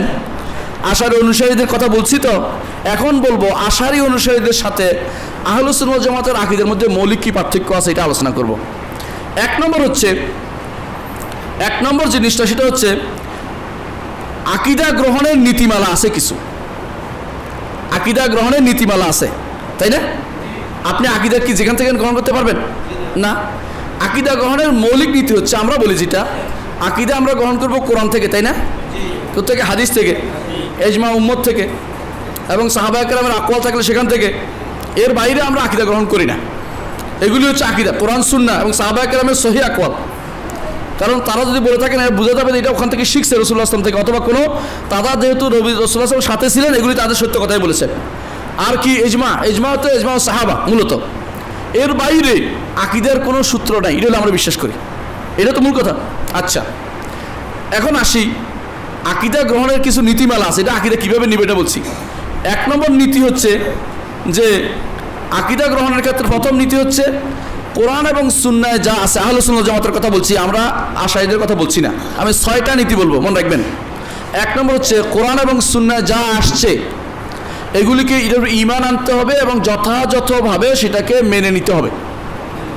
কোনো রকমের কথা বাক্য বেছাড়া কোরআন এবং সুন্নাহ যা আসছে তার উপর ঈমান আনতে হবে এবং মেনে নিতে হবে। এটা হচ্ছে এক নম্বর নীতিমালা। এটা আমাদের আহলুস সুন্নাহ ওয়াল জামাতের বিশ্বাস। দ্বিতীয় হচ্ছে একই বিষয়ে কোরআনে কারীম এবং হাদিসের মধ্যে বিভিন্ন জায়গায় যা যা আছে সবগুলি একসাথে করে হুকুম দিতে হবে আমাদের। বুঝছেন কিনা কথাটা? বুঝেন নাই? ধরেন কোরআনে কারীমে এখানে আসছে কুল হুয়াল্লাহু আহাদ, বলুন আল্লাহ এক, তাই না? আর এখানে বলছে আল্লাহ তাআলা ও আল্লাহু ফিস সামা ওয়া ফিল আরদি ইয়ালামু সিররাকুম ওয়া জাহরাকুম, তিনি আসমান এবং জমিনে ইলাহ। এটা তো আমাদের অনুবাদ। অন্যরা বলে যে আল্লাহ আসমানেও আছেন, জমিনেও আছেন, নাউযুবিল্লাহ। আমরা বলি যে না, তিনি আরশের উপর আছেন। তিনি বহু জায়গায় বলেছেন, 7 জায়গায় বলেছেন কোরআনে কারীমে, তাই না? রাসূলুল্লাহ সাল্লাল্লাহু আলাইহি ওয়াসাল্লাম এটার উপর হাজার দলিল আছে, একটা দুইটা না। ইমাম যাহাবী রাহমাতুল্লাহ 2টা বই লিখছেন। একটা হচ্ছে আল উলু, অর্থাৎ তিনি আরশের উপরে। আরেকটা হচ্ছে আল আরশ, দুইটা বই লিখছেন ইমাম যাহাবী। 2টার মধ্যে 1000 দলিল আনছে যে আল্লাহ আরশের উপরে। তো আমরা কেন করতে গিয়েছি? সমস্ত কোরআন এবং হাদিসকে একসাথে করে আমরা সিদ্ধান্ত নেই, একটা দিয়ে সিদ্ধান্ত নিয়ে দৌড় দেই না। যেমন আপনাদের মধ্যে কেউ আছে বলে কি, আপনাদের মধ্যে না, আমি বলছি বুঝানো বলছি, অনেকে এরকম বলে, তা কি বলে? কাদ জাআকুম মিনাল্লাহি নূরুন ওয়া কিতাবুম মুবিন। পাইছি কি? রাসূল নূরের তৈরি, তাই না? বলে না? আরে আল্লাহর বান্দা, এই নূর শব্দ তো আল্লাহ তাআলা ইয়ারও বলছে, কিসের? চাঁদেরও বলছে। এখন তো মানুষ চাঁদে দেখছে এটা মাটি, তাই না? নূর কি, তাই না? তারপর আল্লাহ তাআলা তাওরাতকেও নূর বলছে, আল্লাহ তাআলা কোরআনকেও নূর বলছে, আল্লাহ তাআলা ওয়াহীকেও নূর বলছে। এগুলিকে আপনি কি বুঝলেন? তাহলে এই নূরের তৈরি কোথায় পেলেন আপনি? এটা চিন্তা করবেন না। আয়াত একটা পাইছি, সুতরাং নূর অর্থ হলে নূরের তৈরি। সেই নূর এখন জাতি সিফাত নিয়ে ঝগড়া লেগে গেছে, পুরোটাই বুয়া। কেন? আসল সমস্যা হচ্ছে এই শব্দ কোথায় কোথায় কি অর্থে ব্যবহৃত সেটা নিয়ে আসেন, তারপর আপনি একটা সলিউশন বুঝতে পারবেন। আহলুস সুন্নাহ ওয়াল জামাতের আকীদা হচ্ছে এটাই, যে একই বিষয়ে কোনো মন্তব্য করার আগে একই বিষয়ে সহিহ হাদিসগুলো, একই বিষয়ে কোরআন আয়াতগুলোকে একসাথে করে আপনি এরপর সিদ্ধান্ত দেবেন, আগে যাবেন না।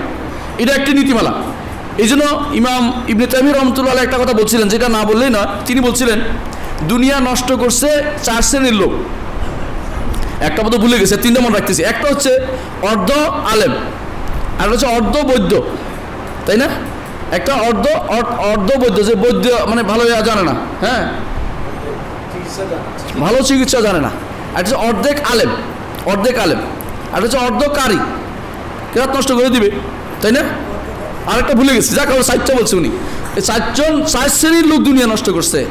যারাই কোরআনে কারীমের একটা অংশ নিয়ে দৌড় দিচ্ছে, আরেক অংশ তাকাবেন না, তারা কিন্তু পুরো ভুল করবেন। এই জন্য সবচেয়ে উত্তম তাফসির হচ্ছে কোরআনের এক অংশ আরেক অংশ তাফসির করে, এবং উত্তম তাফসির হচ্ছে কোরআনের যে হাদিস দিয়ে তাফসির হয়, কারণ এটা উত্তম। এর উত্তম তাফসির হচ্ছে সাহাবায়ে কেরামের কথা দিয়ে তাফসির হয়। এটা আপনি নিজের মতো করে একটা শব্দ পাইলে আর তাফসির করে দিলেন, এটা তো ঠিক না। এটা হচ্ছে বেদাতীদের কায়দা। এটার জন্য আমরা আলোচনা করব।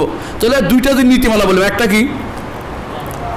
আল্লাহর কথার উপর ঈমান এবং তাসলিম, এক নম্বর। কোরআন এবং সুন্নাহর উপর যে কোনো শব্দের উপর ঈমান আনতে হবে এবং মেনে নিতে হবে। দুই নম্বর হচ্ছে যে সবগুলি একই বিষয়ের কথা একত্র করতে হবে, হঠাৎ করেই বলে দেওয়া যাবে না যে এটা এই বিশ্বাস। তিন নম্বর হচ্ছে যে আমরা বিশ্বাস করি যে তাওহীদের যত নীতিমালা আল্লাহ কোরআনে বলে দিচ্ছে, অথবা রাসূল সাল্লাল্লাহু আলাইহি ওয়াসাল্লাম হাদিসে বলছে, এর বাইরে যাওয়ার দরকার নেই। কারণ ঈমান আনছে যারা, যুগে যুগে ঈমান যারা আনছে, তারা কি ইলমুল কালাম জানতো? ইলমুল কালাম না জানলে কি সমস্যা হয়েছে? ইমাম দিমিয়াতি রহমতুল্লাহ আলাইহি তার একটা কিতাব আছে, দিমিয়াতি, এটা ফাদাইল আওকাতের উপর তার একটা কিতাব আছে বড়। এটা নিয়ে আসছেন আমাদের ইমাম আব্দুল আজিজ দেহলভী রহমতুল্লাহ আলাইহি। তার একটা কিতাব আছে, নাম হচ্ছে বুস্তানুল মুহাদ্দিসিন, যেটা আমি অনুবাদ করেছি, আমার বাবা অনুবাদ করেছে, আমি বের করেছি, দেখছেন আপনার। ওটার মধ্যে তিনি আনছেন এই কথাটা বিস্তারিত। বলছেন যে আপনারা যে ইলমুল কালাম নিয়ে ব্যস্ত হয়ে পড়ছেন, উনি খুব দুঃখ আক্ষেপ করতেছেন, বড় আলেম তিনি, যে এখন আমি দেখতে পাচ্ছি মিশরবাসীরা, দিমিয়াতের লোকেরা ইলমুল কালাম নিয়ে ব্যস্ত হয়ে পড়ছে, অথচ এই ইলমুল কালাম না আল্লাহ রসুল বলেছেন কোনোদিন, না সাহাবায়ে কেরাম বলেছেন, আবু বকর জানায় সমস্যা হয় নাই, ওমর জানায় সমস্যা হয় নাই, খলিফারা জানায় কোনো সমস্যা হয় নাই। এই ইলমুল কালাম নিয়ে আবু হানিফা উপরে উঠে নাই, ফেকা দিয়ে উঠছে। এই ইলমুল কালাম ছাড়া মালিক পার হয়ে গেছে, কোনো সমস্যা হয় নাই। শাফিঈ ইলমুল কালামের কিছু ব্যবস্থা আলোচনা করে নাই। ইমাম আহমদ ইবনে হাম্বল ইলমুল কালামকে ঘৃণিত করে ছুড়ে দিয়েছে। যেই জিনিস খায়রুল কুরুনের দরকার লাগে না, এখন সেটা দরকার লাগবে কেন? বুঝতে পারছো কথাটা? এই জন্য আমরা মনে করি আল্লাহর তাওহীদ প্রতিষ্ঠিত হয়েছে কিনা রাসূলের যুগে, এটা বলেন। কি দিয়ে হয়েছে? এটা কি ইলমুল কালাম দিয়ে হয়েছে? না, কোরআন এবং সুন্নাহ দিয়ে হয়েছে। তাহলে আমরা বিশ্বাস করি, 3 নম্বর নীতি হচ্ছে এটা, বিশ্বাস করতে হবে যে তাওহীদের নীতি অবশ্যই কোরআন সুন্নাহর জন্য, কোরআন সুন্নাহ যথেষ্ট তাওহীদ নীতি প্রতিষ্ঠা করার জন্য। তাওহীদ প্রতিষ্ঠা করার জন্য, তাওহীদের বিশ্বাস করার জন্য কোরআন সুন্নাহ যথেষ্ট। যদি তা না হয়, তাহলে সলফে সালেহিনের উপর আপনি তহমত দিবেন, অপবাদ দিবেন যে তারা কোরআন হাদিস বুঝে নাই, নাউযুবিল্লাহ, এবং অপবাদ দিবেন যে তারা তাওহীদ বুঝে নাই। এই জন্য 3 নম্বর নীতিমালা হচ্ছে তাওহীদের জন্য আমরা বাইরে যেতে হবে না, আমাদেরকে ইবনে সিনার দ্বারস্থ হতে হবে না, আমাদেরকে ফারাবির দ্বারস্থ হতে হবে না, আমাদেরকে তথাকথিত মুআল্লিমুল আউয়াল এরিস্টটলের দ্বারস্থ হতে হবে না। এরিস্টটল আমাদেরকে কিছু দিবে না এখান থেকে। এরিস্টটলটা বিভ্রান্ত এবং পথভ্রষ্ট ছিল, এতে কোনো সন্দেহ নাই, এবং এরিস্টটলটা জাহান্নামের কীট, এতে কোনো সন্দেহ নাই। অথচ এদের বই পড়ে আমি আল্লাহর কোরআন বুঝতে চেষ্টা করতেছি। শেখ হোসেন ইবনে তাইমিয়া যেন সবসময় বলতেন একটি কথা, বেআই আকলিন ইউজাউল কিতাব ওয়াস সুন্নাহ, কোন আকলে আমি কোরআন সুন্নাহকে বিচার করবো, আমাকে বলো, কার আকল? ইবনুল খতিবের আকল? ইবনুল খতিব বলতে তিনি রাজিকে বুঝাইতেন, ইবনুল খতিবের আকল দিয়ে বুঝাইতেন কোরআন হাদিস, যেহেতু উনি সর্বদা এই বিবদালটা করছে। উনি কি করছে? ফালসাফার আইনে ঢুকিয়ে দিছে, ওদের এর ভিতরে দর্শন ঢুকিয়ে দিছে, আলমুল কালামের ভিতরে একসাথ করে একটা খিচুড়ি পাকাই দিছে সুন্দর করে, নাউযুবিল্লাহ। এবং উনি বারবার বলতেন, উনি যে বই গ্রন্থগুলো লিখেছেন ওদের বিরুদ্ধে সবগুলি, তেসনিয়াত লিখেছেন, মারাকেশিয়া লিখেছেন, এবং তিনি দারু তাহারুল আকল ওয়ান নকল লিখেছেন। ইবনে তাইমিয়া 11 খণ্ডের বই, তিনি ফতোয়ার মধ্যে বিভিন্ন জায়গায় আলোচনা করেছেন, তারপরে রদ্দ আল মানতিকিন করেছেন। সবগুলি তার কাজ ছিল, সবগুলি কার বিরুদ্ধে? সবগুলি রাজির বিরুদ্ধে লিখছেন। কেউ বাস্তব কথা হচ্ছে এটা, পড়ে দেখেন যে রাজির প্রত্যেকটা কথা তিনি খণ্ডন করেছেন। কলার রাজি, এরপর দেখছেন তিনি উত্তর দিচ্ছেন যে ঠিক নয়, ভুল বলেছে। রাজি প্রত্যেকটা সন্দেহ তিনি উত্তর দিতে চেষ্টা করেছেন। ইবনে তাইমিয়া রহমতুল্লাহ তার জীবনী পড়লে, পড়তে একজনকে নিয়োগ দিয়েছিল আজহারে, যে ওনার বিরুদ্ধে যেন বই লেখা হয়। শেখ মোহাম্মদ খলিল হার্রাসকে নিয়োগ দিয়েছিল আজহারের লোকেরা, কি জন্য? ইবনে তাইমিয়ার রদ করার জন্য। তুমি তো অত্যন্ত শক্তিশালী মানুষ, ইবনে তাইমিয়ার রদ করে দাও, তোমার পিএইচডি ডিগ্রি দেবো, ডক্টরেট ডিগ্রি দেবো। মোহাম্মদ খলিল হার্রাস পড়তে দেখেছে ইবনে তাইমিয়ার কি রদ করবে, ইবনে তাইমিয়ার ছাত্র হয়ে গেছে তিনি। আল্লাহ, এরপর তিনি বই লিখলেন পায়ে সুন্নাহ আল ইসলামিয়া ইবনে তাইমিয়া সালাফি, ইসলামী উন্মেষ ঘটানোর যে কাজ করেছে এটা ইবনে তাইমিয়া করেছে, দেখাই দিয়েছেন। তাহলে এই ইবনে খতিবের রায়ের কথা উনি বলছেন যে আকলকে এভাবে প্রাধান্য দিয়ে তুমি আল্লাহর যেটা কোরআন সুন্নাহ দিয়ে তুমি দলিল দিচ্ছ তাওহীদের উপরে, কি দিয়ে দলিল দিবে? শুধু বিবেক দিয়ে দলিল দিচ্ছে, এটা হতে পারে না। তাহলে 3 নম্বর নীতিমালাটা আমাদের খেয়াল রাখতে হবে। 4 নম্বর নীতি হচ্ছে এটা যে কোরআন সুন্নাহ বুঝার ক্ষেত্রে ফাহমুস সালাফ হচ্ছে হুজ্জা। সলফে সালেহিনের যে মত সেটাই হুজ্জত, সেটাই প্রমাণ, সেটাই গ্রহণ করতে হবে। কোরআন সুন্নাহ বুঝার ক্ষেত্রে পরবর্তী যারা আসছে তাদের কথা গ্রহণ করা হবে না। বুঝছেন কথাটা? সলফে সালেহিন বলতে কি বোঝায় এটা আমাকে জানতে হবে আগে। সাহাবায়ে কেরাম সলফে সালেহিন, তারপরে যারা সুন্দরভাবে তাদের অনুসরণ করবে তারা সবাই নয়, সাহাবায়ে কেরামের পরে যারা আছে তাদের সবাই নয়, তাবেঈনদের মধ্যে সেকা আছে, গায়রু সেকা আছে, গ্রহণযোগ্য ব্যক্তি আছে, অগ্রহণযোগ্য ব্যক্তি আছে, মিথ্যাবাদী আছে। ইমাম আবু হানিফা বলতেছেন মা রাআইতু আকযাবা মিন জাবির আল জুফি, জাবির আল জুফি থেকে মিথ্যাবাদী আমি দেখি নাই, তাবেঈ কিন্তু মিথ্যাবাদী। আলী রাদিয়াল্লাহু আনহুর সাথে চলতো যদি ব্যক্তি মিথ্যাবাদী ছিল, আলী রাদিয়াল্লাহুর সাথে থাকতো শিয়ারা, তাহলে বোঝা গেল যে তাবেঈনদের মধ্যে মিথ্যাবাদীও আছে, অমিথ্যাবাদীও আছে, সত্যবাদীও আছে। সুতরাং তাদের সব গ্রহণ, যারা সাহাবীদের অনুসরণ করে চলবে তারা শুধুমাত্র গ্রহণযোগ্য। বুঝে আসছে কথাটা? এই জন্য 4 নম্বর নীতি হচ্ছে আমাদের আহলে সুন্নাত জামাতের, যে আমাদের আকীদা বিশ্বাস নিতে হবে সালফে সালেহের বুঝ অনুসারে, নিজের মন মতো বুঝে চলবে না, অথবা পরবর্তীতে বলছে এটা চলবে না, ইবনে খাতিবের রায় বললে চলবে না, অথবা গাজালি বললেও চলবে না। আমাদেরকে পূর্ববর্তীদের কথা শুনতে হবে, এখানে আগে কি বলে গেছে তাদের কথা আমাদেরকে শুনে চলতে হবে। 5 নম্বর হচ্ছে যে নুসুস, কোরআন এবং সুন্নাহর ভাষ্য, এগুলির প্রকাশ্য অর্থ করতে হবে, বাতিনি অর্থ করা যাবে না। বাতিনি অর্থ কীভাবে করে জানেন? বাতিনি অর্থ করে আল্লাহ বলছে ইস্তাওয়া, অর্থ কি? আল্লাহ বলছে ইস্তাওয়া, উপরে উঠা। আপনি অর্থ করলেন ইস্তাওয়া অর্থ ইস্তাওলা, অধিকার করা। মনে হয় যেন এটা আল্লাহর অধিকারের বাইরে ছিল, নাউযুবিল্লাহ।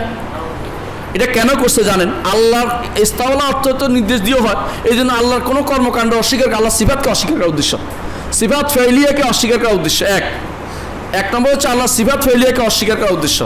2 নম্বর হচ্ছে যদি আমরা আল্লাহ, এরা বলে যে যদি আমরা আল্লাহ আরশের উপর উঠেছি বলতে আল্লাহর জন্য স্থান নির্ধারণ হয়ে যায়, আল্লাহ তাআলার স্থান নির্ধারণ করা যাবে না। আল্লাহ যেখানে আছে সেখানে তিনি কোথাও না, লা খারাজ আল্লাহ দাখিলাও, আল্লাহ ভিতরেও নাই বাইরেও নাই, আল্লাহ কোথায়? অথচ রাসূলুল্লাহ সাল্লাল্লাহু আলাইহি ওয়াসাল্লাম প্রশ্ন করেছেন, সহিহ মুসলিমে আসছে, রাসূলুল্লাহ সাল্লাল্লাহু আলাইহি ওয়াসাল্লাম প্রশ্ন করেছেন আইন আল্লাহ, আল্লাহ কোথায়? কি জবাব দিছে? বিসামা। তো এই হাদিসের কি উত্তর দেয় জানেন? ওই একটু আগে উত্তর নির্ধারণ করছে, কি বলছে? 10 কারণে হাদিসটা নেওয়া যাবে না। ঘটনা কি জানেন? ওই যে যারে কিছু দিতে না চাইলে আপনি 101টা ওজোর বাইর করতে পারবেন, কিছু মানতে না চাইলেও। আমাদের এক বন্ধু ছিল আব্দুল করিম, সে একবারে আমাদের বন্ধুর মধ্যে, সে আমেরিকা যাবে। তো আমাদের মদিনা ইউনিভার্সিটির তখন ছিল, ও তাইশানের কাছে যাই বলে আমি আমেরিকা যাব। বলছে দেখো তোমাকে যদি আমি দিতে চাই তো 101টা কারণ আছে, আর যদি না দিতে চাই আমার 101টা কারণ আছে। এরা না মানার জন্য 101টা কারণ খুঁজবে, এর মধ্যে 10টা কারণ খুঁজে বের করছে যে না মানার জন্য। হাদিস এটা তো একজনে বলেছে, একজনের হাদিস তো আমরা মানি না, বাস শেষ হয়ে গেছে, একবার বাদ দিয়ে দিয়েছে এটারে। আমি এরপর বলি হাদিসটা এই জন্য বলছে যে ওই বেটি কথা বলতে পারতো না, এই জন্য উপর দিকে দেখাইছি। হ্যাঁ, তারপর হাদিসটা মুত্তারেব আছে, এইটা বাহু সহিহ মুসলিমের হাদিস। সহিহ মুসলিম হাদিসকে অস্বীকার করার জন্য তাদের কোনো সমস্যা হয়নি, কেন? তাদের আকীদার বিরুদ্ধে, সেই জন্য। আচ্ছা, হাদিস মানাটা আমরা বলছিলাম একটাই, যে হাদিস মানতে হবে, এটা হলো নিয়ম। এই জন্য যেটা বিশ্বাস করতে হবে বলেছি, এটা কি? যে অবশ্যই বিশ্বাস করতে হবে যে প্রকাশ্য অর্থ নিতে হবে, যেটা আছে সালফে সালেহ এই অর্থই করে গেছেন, এই অর্থই আপনি মুফাসসিরদের পাবেন। ইবনে জারীর তাবারীকে দেখবেন যে এই তাফসীরই করেছে, কিন্তু আপনি এসে নতুন একটা তাফসীর আবিষ্কার করলেন, জাহের বাতিনি তাফসীর, এটা গ্রহণ করা হবে না। ষষ্ঠ হচ্ছে, কোথাও যদি কোনো দেখেন বিবেক এবং কোরআনের ভাষ্যের মধ্যে বা হাদিসের ভাষ্যের মধ্যে বিরোধ হয়, কোনটা প্রাধান্য পাবে? কোরআন হাদিস প্রাধান্য পাবে। এই 6টা নীতি আমি বললাম, এখন এই জন্য বলবো 6টা নীতির মধ্যে আমরা দেখব যে আশায়রারা কি কি নীতি গ্রহণ করে, এটা বলার জন্য এতগুলো এসে এতক্ষণ। আশায়রারা বলে যে প্রথমত আল্লাহর ব্যাপারে কোরআনের বা হাদিসের কোনো ভাষ্য নেওয়া যাবে না, নাউযুবিল্লাহ। দ্বিতীয় হচ্ছে আকীদার মধ্যে খবর ওয়াহিদ নেওয়াই যাবে না, আকীদার মধ্যে খবর ওয়াহিদ নেওয়াই যাবে না। খবর ওয়াহিদ বুঝছেন? সহিহ হইল, আমি যেমন বুখারীর ইন্নামাল আমালু বিন্নিয়াত, এটা কিন্তু খবর ওয়াহিদ, এটা কিন্তু একটা খবর ওয়াহিদ। তো এরকম আকীদার যে সমস্ত তথ্য আছে এগুলির মধ্যে খবর ওয়াহিদ নেওয়াই যাবে না। যেমন আল্লাহ তাআলা তিনি হাসরের দিন জাহান্নামে তার পা ফেলবেন, হাদিসে আছে, তো ওটা নেওয়াই যাবে না। কেন? আমরা তো আগে বলে দিয়েছি কি আমরা খবর ওয়াহিদ নেই না, বাস হাদিস নেয় নাই, বাদ দিয়ে দিছে ওরা। আল্লাহ রসুলের হাদিসকে বাদ দিতে হলে তাদেরকে নীতিটা উপরে উঠছে, রসুল তাদের কাছে উপরে, রসুলের হাদিস নিচে, নাউযুবিল্লাহ। এটা হচ্ছে তাদের লিখিত, একটা দেখাতে ওদের বইতে আছে, এগুলো আমরা বই থেকে শুধু নিয়ে আসছি বলার জন্য। 2 নম্বর হচ্ছে তবে সামরিয়াতের মধ্যে গ্রহণ করা যাবে। সামরিয়াত বুঝেন, ওরা 2 ভাগ করছে, আকীদারে 2 ভাগ করছে, আকীদা 2 ভাগ, একটা হচ্ছে আকলিয়াত, একটা হচ্ছে সামরিয়াত।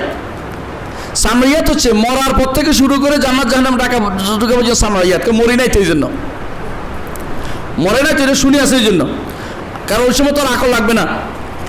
আর আকলিয়াত হচ্ছে যেগুলি জীবিত অবস্থা আছে, আকল চাঙ্গা আছে এখন, সুতরাং এখনও অন্যগুলি কাজ করবে না, এটা কাজ করবে। বুঝলেন তো? আল্লাহ সম্পর্কে, রাসূল সম্পর্কে, দুনিয়ার কর্মকাণ্ড সম্পর্কে আকলিয়াত গ্রহণ করা হবে। সামরিয়াতের ক্ষেত্রে আমরা আল্লাহ রসুলের কথা শুনবো, কিন্তু আকলিয়াতের ক্ষেত্রে আল্লাহ রসুলের কথা শুনবো না। নাউযুবিল্লাহ।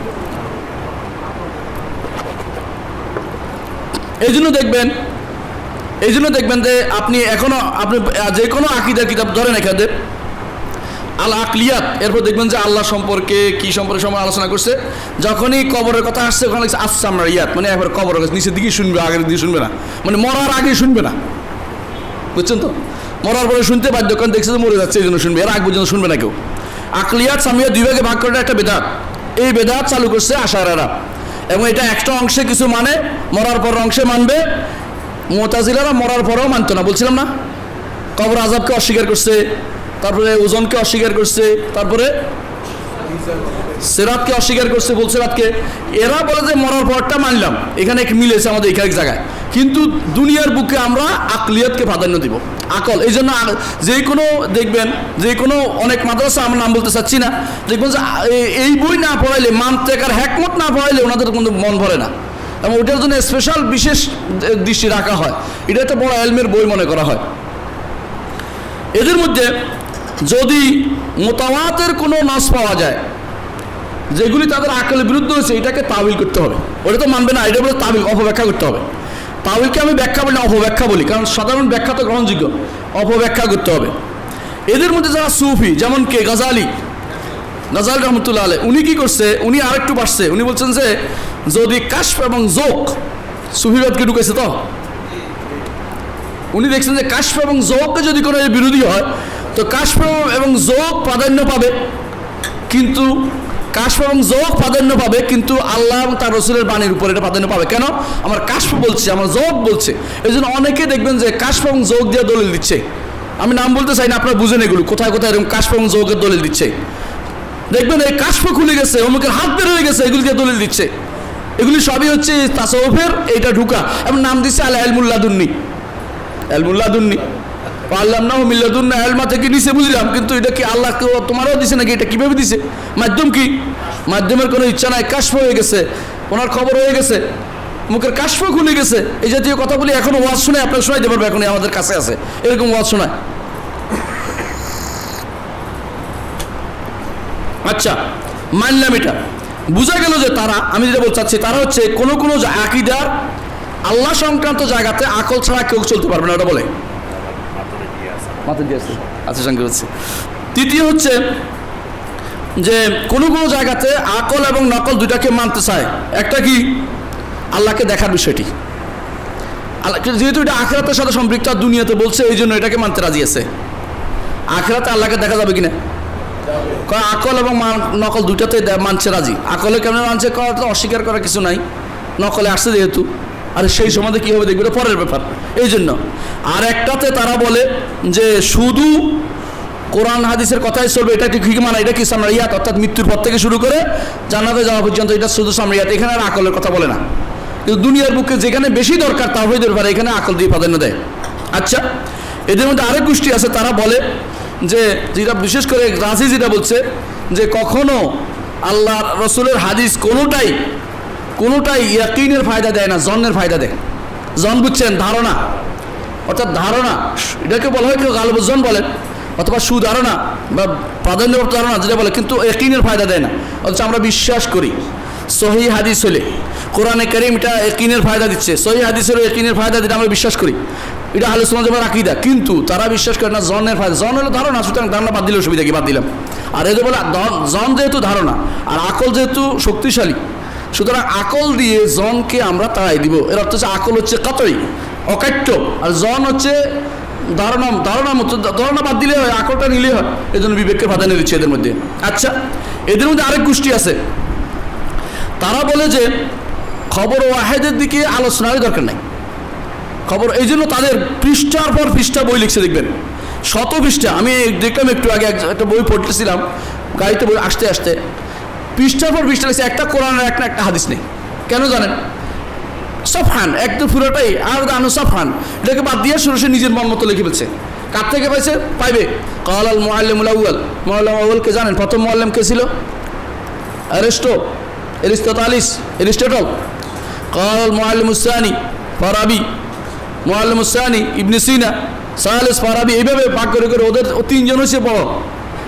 এই তিনজনের প্রত্যেকটা থিওরি ভুল ছিল, আল্লাহর সংক্রান্ত প্রত্যেকটা থিওরি ভুল ছিল।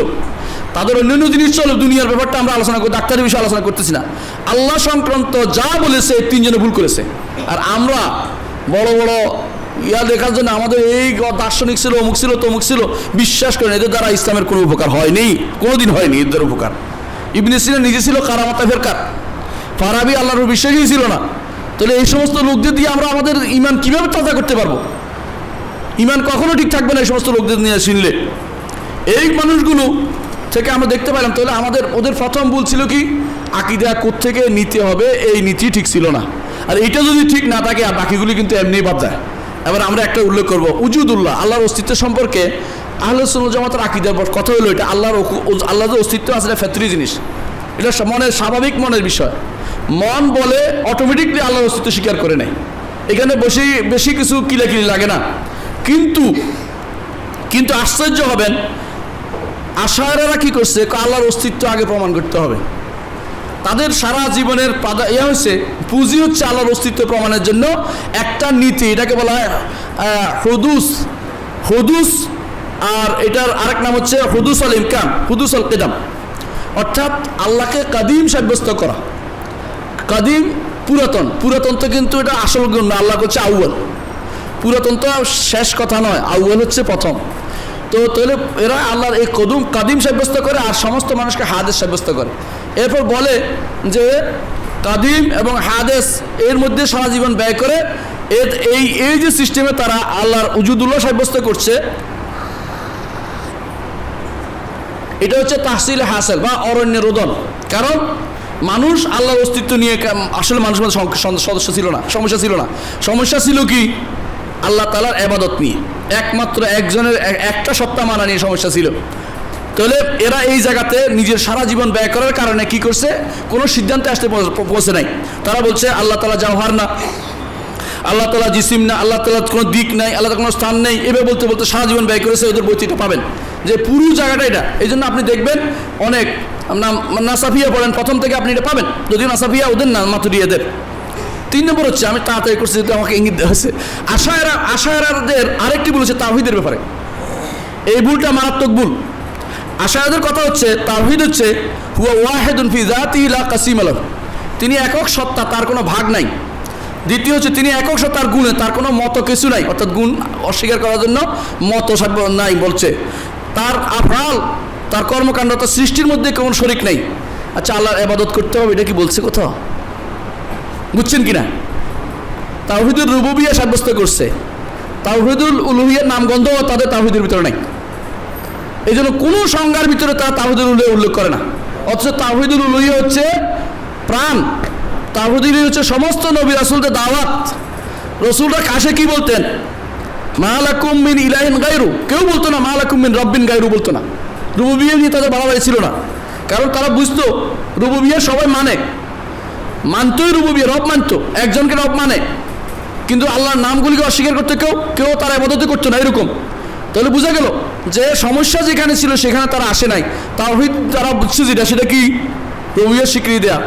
এই জন্য তাদের মধ্যে কেউ ইলাহের অর্থ করতো আল খালেক, কেউ অর্থ করতো খালেক না আল কাদ ওয়াল ইখতিরা, যে যিনি সৃষ্টি করতে সক্ষম। ইলা অর্থ সৃষ্টি করতে সক্ষম নয়, ইলা অর্থ হচ্ছে মাবুদ, এবং সারা দুনিয়া এটা বুঝে। তাহলে এই জায়গাতে আপনারা আকীদা পড়ে দেখেন, বিশ্বাস ওদের বইতে আপনি কখনো উলুহিয়্যার কোনো কিছু পাবেন না। এই জন্য তাদের মধ্যে অনেকেই সিফাতগুলো অস্বীকার করে, কেউ অপব্যাখ্যা করে, কেউ এগুলিকে ভিন্ন অর্থ দেয়, কেউ বলে তাফউইদ করে যে আল্লাহ জানে, আমরা কিছু জানি না। আর এই জন্য তাদের আরেকটা ভুল হচ্ছে, তারা বলে যে একজন মানুষের প্রথম কর্তব্য হচ্ছে সন্দেহ করা। আমাদের প্রথম কর্তব্য কি বিশ্বাস করা? লা ইলাহা ইল্লাল্লাহ। রাসূলুল্লাহ সাল্লাল্লাহু আলাইহি ওয়াসাল্লাম যখন পাঠাইছে মুআয ইবনে জাবালকে কি বলছে? আউয়ালু মা তাদউ ইলাইহি শাহাদাতু আল্লা ইলাহা ইল্লাল্লাহ। বলে নাই যে তুমি প্রথম যাই বলে এই সবাই সন্দেহ করো, এবার সন্দেহতেই ইয়াকিনের দিকে আসবে। নাউযুবিল্লাহ। কেউ বই লিখছে এখন ওদের মধ্যে মিনাল শাক্কি ইলাল ইয়াকিন, যে সন্দেহ থেকে কিনে আসছি আমি। এই জাতীয় বই ইয়াকিনিয়াতুল কুবরা এই জাতীয় যারা লিখছে সবগুলি হচ্ছে বিভ্রান্ত, এগুলো সহিহ আকীদার বিপরীত জিনিস। ইসলাম বলে প্রথম বলবে যে লা ইলাহা ইল্লাল্লাহ, চিন্তা করে না। রাসূল সাল্লাল্লাহু আলাইহি ওয়াসাল্লাম কাউকে বলে নাই জীবনে কোনদিন তুমি একটা সন্দেহ করো অথবা তুমি চিন্তা করো, এটা বলে না। সব কি বলছে কি লা ইলাহা ইল্লাল্লাহ বলো, সোজা কথা বলো, কারণ তুমি আল্লাহকে মানো, তুমি তোমার সৃষ্টি প্রমাণ করছো তোমার কাছে স্রষ্টা আছে। সুতরাং এটা দিয়ে টেনশন করে না, বাড়াবাড়ি করে নাই। 4 নম্বর ঈমান, আশায়রাদের নিকট ঈমানের দিক থেকে আশায়রা মুরজিয়া। কেন মুরজিয়া জানেন? আশায়রারা মনে করে একজন মানুষ অন্তরে যদি ঈমান থাকে যথেষ্ট, অন্তরে ঈমান আছে যথেষ্ট। তাদের মধ্যে কেউ কেউ বলে মুখে যদি কোনো শাহাদাতাইন উচ্চারণ করে ভালো উত্তম, আর আমলের দিকটা তাদের কাছে কোনো দরকার নেই। এই জন্য এই গোষ্ঠী এখন আমল, পৃথিবীর লোকেরা আমল ছেড়ে দিছে, কোনো আমল করে না। কেন? তারা ঈমানদার, আল্লাহর বিধান বাস্তবায়নের কোনো দরকার নাই, ঈমানদার, বড় ঈমানদার হয়ে গেছে। এক একজন মুরজিয়া হয়ে গেছে এখন, বেশিরভাগ মানুষের মুরজিয়া। কেন? তারা তো আশায়রা অথবা মাতুরিদি আপনি দেখতে পাচ্ছেন। এই জন্য তারা ইরজাকে প্রাধান্য দিচ্ছে, আমল লাগে না, ঈমানের জন্য আমল লাগে না তাদের কাছে, এটা তারা বিশ্বাস করতেছে। এমনকি কেউ কেউ তাদের কাছে কুফরি করলেও ঈমান থেকে বের হয় না, কেউ কেউ এটা উল্লেখ করছে এই জন্য, কারণ তাদের মধ্যে একটা গোষ্ঠী মনে করে যে কুফরি যে আমলিক কুফরি হয়, আমলিক কুফরি বুঝছেন, একটা হলো আয়াতে কাদি কুফরি, বিশ্বাস কুফরি, একটা হচ্ছে সিজদা দিছে কবরে, জানো চোখে দেখছে সিজদা দিছে কবরে, না কাফের হয় নাই, কাফের এখনো বাকি আছে, কাফের হওয়ার সিজদা দিছে, সে আমল করতেছে কুফরি, আমল করতেছে কুফর, কাফের হয় নাই, বলছে না, কয় কি না কাফের হয় না, এই সমস্ত কারণে কাফের হয় না, অথচ আমলি কুফরি হচ্ছে, তার স্পষ্ট কাফের হয়ে গেছে। এদের মধ্যে এটা দেখতে পাচ্ছেন আপনি, দেখবেন শত কুফরি করলেও কেউ যেন কিছু হয় নাই। কারণ এটা কারণ হচ্ছে তারা তো আশারি মতবাদে বিশ্বাসী, তাদের নিকট আমল ঈমানের অংশ নয়, ঈমান তাদের আমল ঈমানের পরিপূরক শর্ত হিসেবে উল্লেখ করে, কিন্তু সে শর্ত বাধ্যতামূলক শর্ত না। আরেক গোষ্ঠী আছে তাদের মধ্যে, তারা মনে করে ইস্তিসনা বিল ঈমান, ঈমানের মধ্যে ইনশাআল্লাহ বলাটা তারা এটাকে নাজায়েজ মনে করে, হারাম মনে করে। অথচ ঈমানের মধ্যে ইনশাআল্লাহ সলবে সালিন বলেছেন, এটা সন্দেহের জন্য নয়, এটা কি জন্য? ঈমানের সমস্ত রকম আমরা বাস্তবায়ন করতে পারিনি, সেই জন্য ঈমানের সমস্ত অবস্থা আমরা বাস্তবায়ন করতে পারিনি। এই যে আল্লাহর কাছে আমরা জানি না, আল্লাহর কাছে এই জন্য এইটা তাজকিয়াতুন নফস যেন না হয়, এবং ঈমানের কাজ আসলেই করতে পারিনি, এই জন্য ইনশাআল্লাহ আমরা বলি।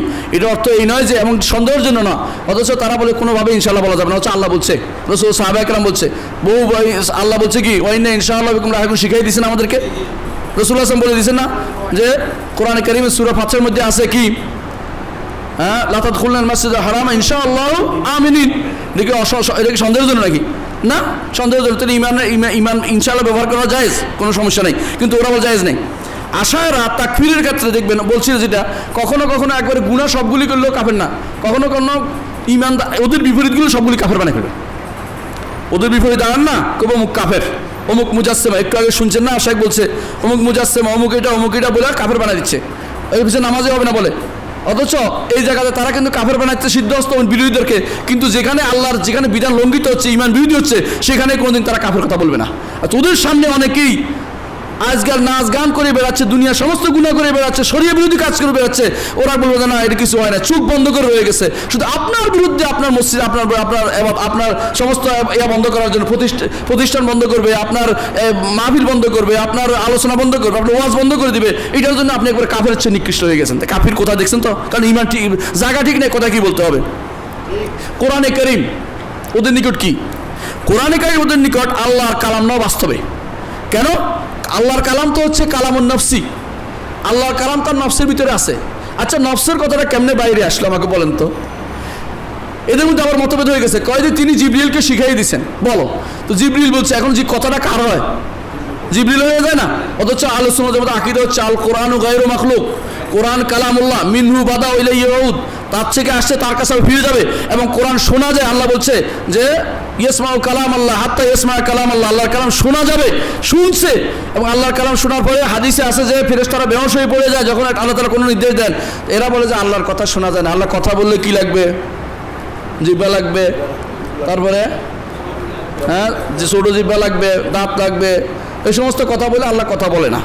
তাহলে আল্লাহ কালাম সাব্যস্ত করছেন, কালাম সাব্যস্ত করছে কালামে নফসি, মনে মনে আছে, আমারও ছিল সেটা মনে, কেমনে বেটা ফেলেছে সেটা জানতে জিজ্ঞাসা করা দরকার যে মনে মনে জিনিসটা আপনার বের করলো কী করে, কে আনলো আপনার এটা?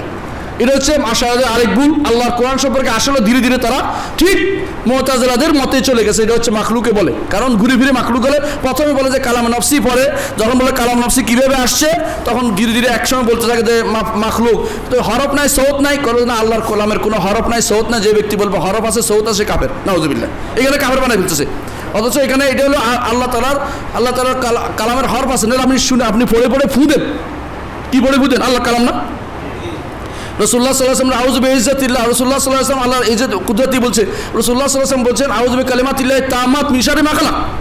কালিমাতুল্লাহ তামাত হচ্ছে সবচেয়ে উত্তম কালেমা কি? কোরআনে কারীম। এটা দিয়ে রাসূলুল্লাহ সাল্লাল্লাহু আলাইহি ওয়াসাল্লাম আশ্রয় দিচ্ছে, ফু দিচ্ছে, সব কিছু করছে, যা ভোগ দিচ্ছে। কেন? ওই কালাম দিয়ে ফু দেওয়া যায় আল্লাহর সিফা এটা।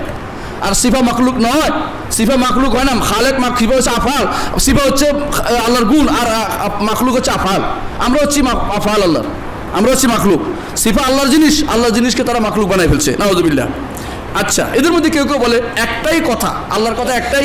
যদি ইব্রানি ভাষায় বলে তখন হয় তাওরাত, যখন সুরিয়ানি ভাষায় বলে তখন ইনজিল, যখন আরবি ভাষায় বলে তখন হয় কোরআন, নাউযুবিল্লাহ। এই জাতীয় কথাগুলি কখন বলা? যখন আল্লাহর কোরআন, আল্লাহর কালামকে অস্বীকার করা হয়, মূলত অস্বীকার করা হচ্ছে।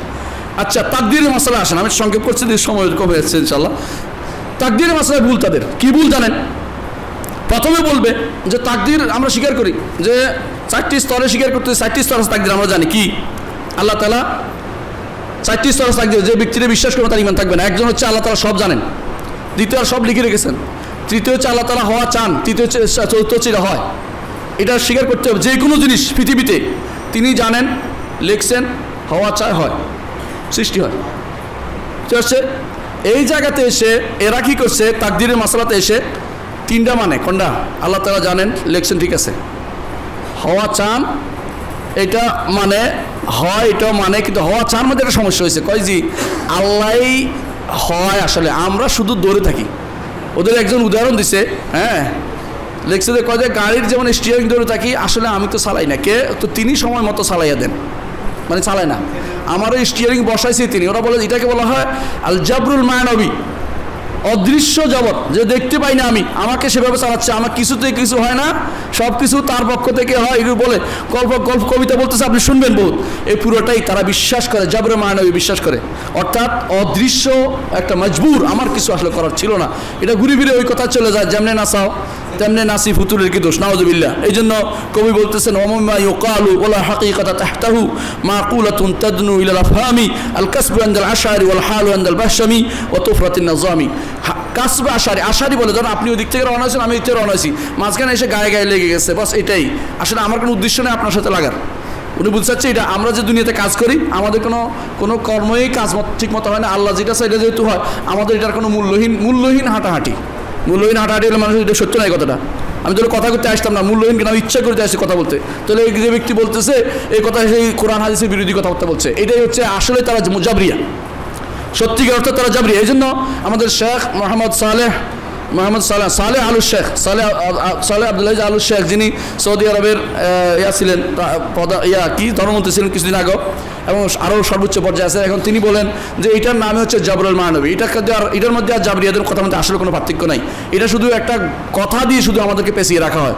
মূলত আমরা বিশ্বাস করি যে আল্লাহ তাআলার ইচ্ছা করেন, আমরাও ইচ্ছা করি, দুইটা ইচ্ছাকে স্বীকার করতেই হবে। আল্লাহ তাআলা বলছে ওমা তাশাউনা ইল্লা আইয়াশাআল্লাহ, তোমরাও চাও, আল্লাহও চায়। সুতরাং এটা বলার কোনো, ওমা রামাইতে ইজ রামাইতে, আপনি যখন নিক্ষেপ করেছেন সেটা আপনিও নিক্ষেপ করেছেন, আমিও সেটাকে তার মতো পৌঁছে দিয়েছি।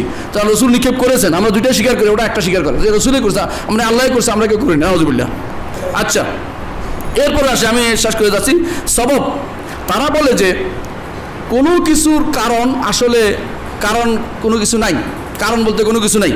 বলে যে সবাবিয়া কোরআনে যা আসছে সব বাতিল, বরং যেমন ধরেন আপনি কাঁচ ভেঙে ফেললেন না, কাঁচটা ভেঙে ফেলবেন, বলে যে কাঁচ আমি ভাঙি নাই, কাঁচটা ভেঙে গেছে, কাজটা সময় মতো ভেঙে গেছে, আমাদের বাহ্যিক দৃষ্টিতে আমি ভাঙতেছি, আসলে আমি ভাঙি নাই, কাজটা সময় মতো ভেঙে গেছে। এরা সবকে অস্বীকার করে, এটা হচ্ছে আকলের দোষ। কিন্তু এটা কিন্তু কোনো ইমানদার বুঝবে না, সব মানুষ বুঝবে এটা যে আমার কাজ হচ্ছে। আরেকটা হচ্ছে হ্যাকমা, আল্লাহর কর্মের মধ্যে হ্যাকমতকে তারা অস্বীকার করে। তারা বলে যে আল্লাহর কর্মের মধ্যে কোনো হ্যাকমত নাই, হ্যাকমত থাকতে পারবে না। এটা আশারে, এটা মাতুরিদের না, মাতুরিদের হ্যাকমত স্বীকার করে। আশারা বলে যে এটা পার্থক্য হচ্ছে এখানে। আশায়রা বলে যে হ্যাকমত নাই, আর মাতুরিদি বলে হ্যাকমত আছে, এটা স্বীকার করে তারা। তারা বলে ফের হাকিম লা ইয়াখলু আল হ্যাকমা, এটা বলে। কিন্তু আশায়রা হ্যাকমত অস্বীকার করে, হ্যাকমত কোনো কিছু জায়েজ নাই। আচ্ছা, দেখা, আল্লাহকে দেখার বিষয়টি দশম আল্লাহকে দেখার বিষয়টি, তারা বলে যে আল্লাহকে দেখা যাবে আখিরাতে, স্বীকার করে। তখন জিজ্ঞাসা করা হচ্ছে আল্লাহকে দেখা যাবে কীরকম, তো বলে যে কোনো দিকে দেখা যাবে, না দিকে দেখা যাবে না। শেষ পর্যন্ত এসে সুন্দর করে রাজি বলে দিছে, কেউ এটা তো বুঝে না কিছু। রাজি বলছে ঘটনা হচ্ছে আল্লাহকে দেখার অর্থ হচ্ছে আমাদের জ্ঞানের মধ্যে বৃদ্ধি পাওয়া। এটা আল্লাহ দেখা নাকি এটা? অথচ হাদিসে বলতেছে যে আমি তাদেরকে দেখবো, চাঁদের বলছে না, চাঁদের মতো চাঁদ দেখতে তোমাদের কষ্ট হয়। তারও বলছে যে আমার দিকে তাকিয়ে থাকবে তারা, হাদিসে আছে তার দিকে রসুল আল্লাহর দিকে তাকিয়ে থাকবে, এবং এটা সবচেয়ে বড় নেয়ামত হবে। এটা তো না বুঝে এখন বলছে ইনকিশাফুল ইলমি, সরাসরি রাজি শব্দ ব্যবহার করছে। আর এটাই এরা বিশ্বাস করে এটা, এবং আশারি মাত্র দুভয় দলে এটা বিশ্বাস করে থাকে। এবং এরা এই জন্য কেউ বলছে আমি মারফুল করে এক জায়গায় পেয়েছি, নাম বলে বললাম, আল্লাহ মাফ করুক, তো ওখানে এক জায়গায় পেয়েছি, এরকম বলা হয়েছে যে দেখা অর্থ হচ্ছে অনুভব করা, অনুভব মানে সারা শরীরে অনুভব হয়ে যাবে। এই জাতীয় কথা বলা অর্থ হচ্ছে রুইয়াতুল্লাহকে অস্বীকার করা, আল্লাহকে আখিরাত দেখা অস্বীকার করা। এটা আমাদের আকীদার একটা অংশ। নবুয়তকে বলে যে শুধুমাত্র আল্লাহর ইচ্ছা, শুধু আল্লাহর ইচ্ছা।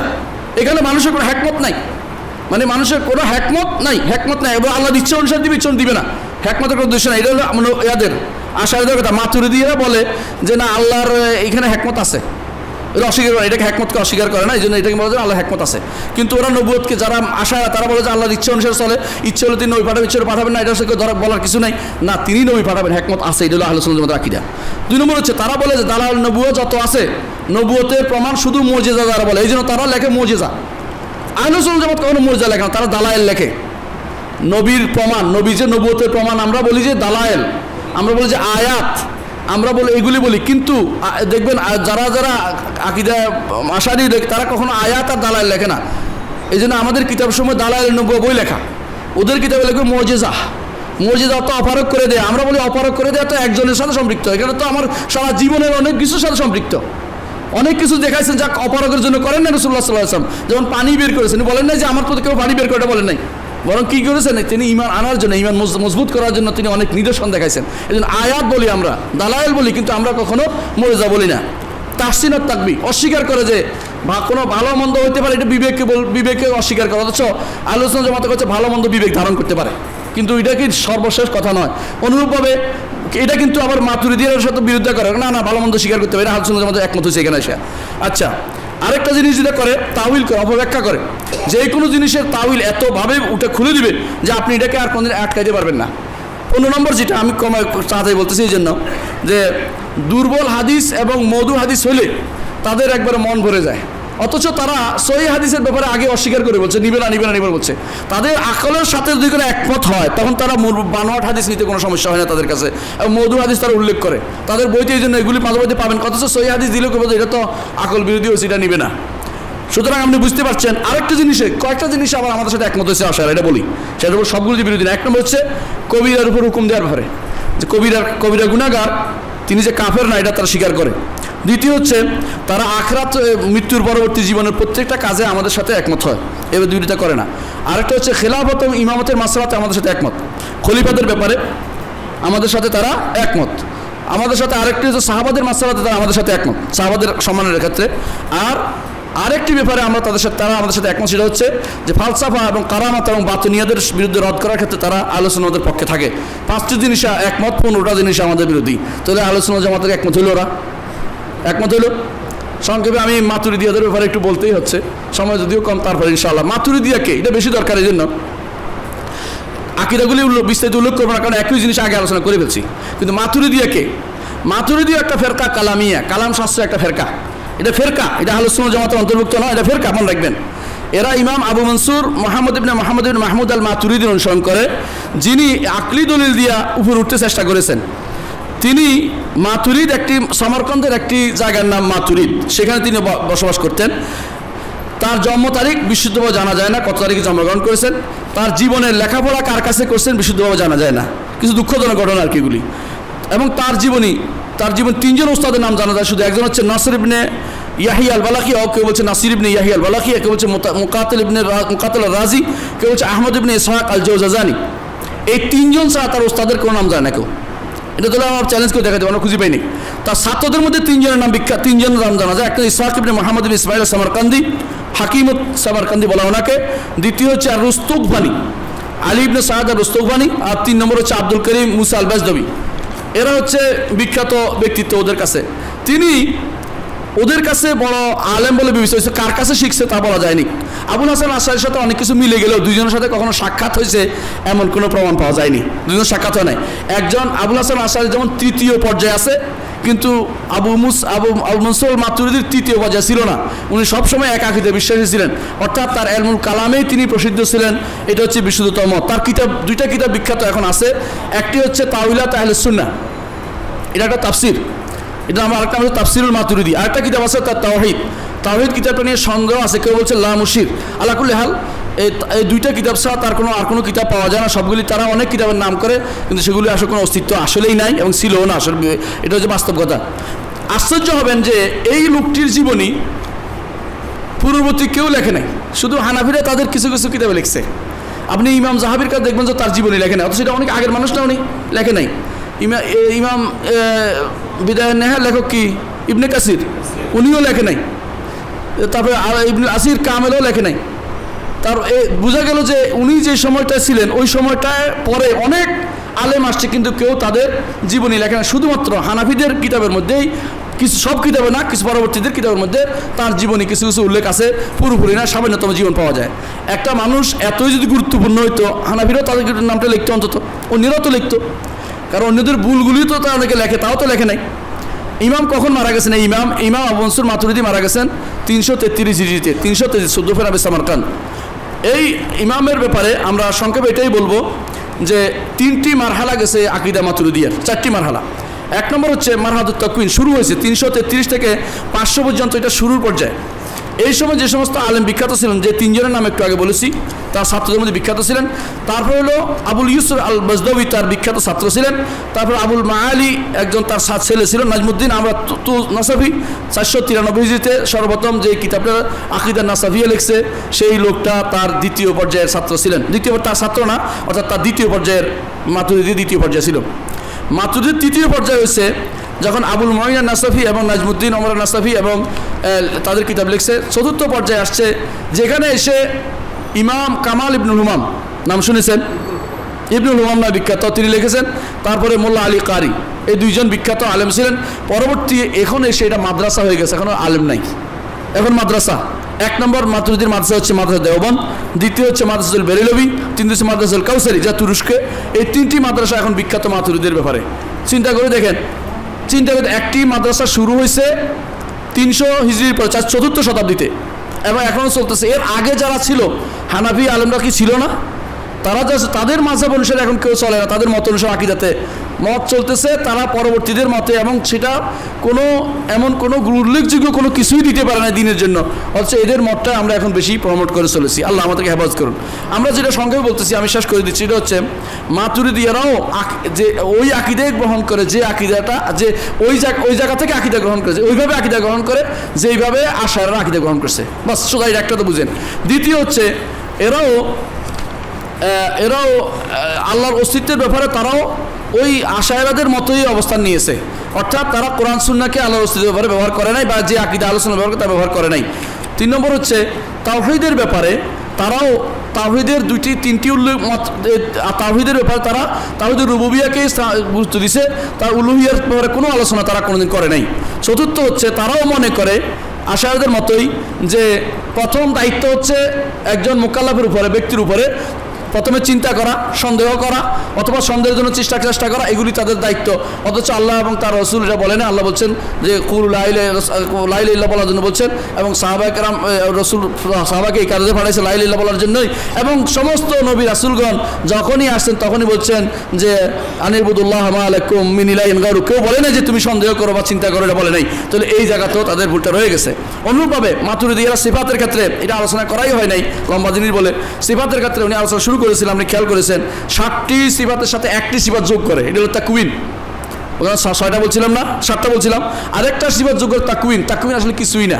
তাকউইন আসলে খালক, আর যে নির্দেশ দেওয়া হও কুন, এটাকে বলে তাকউইন সিফাত বানাচ্ছে। এটাকে তারা যে হও, এই নির্দেশটাকে তারা এটার ভিতরে সব ঢুকাই দেয়। এটার ভিতরে সব ঢুকাই দিলে বলেন আল্লাহ শত শত সিফাতকে, হাজার হাজার সিফাতকে অস্বীকার করেছে। এটা কিভাবে হতে পারে? এটা কি ইমানদার কোনো মানতে পারে?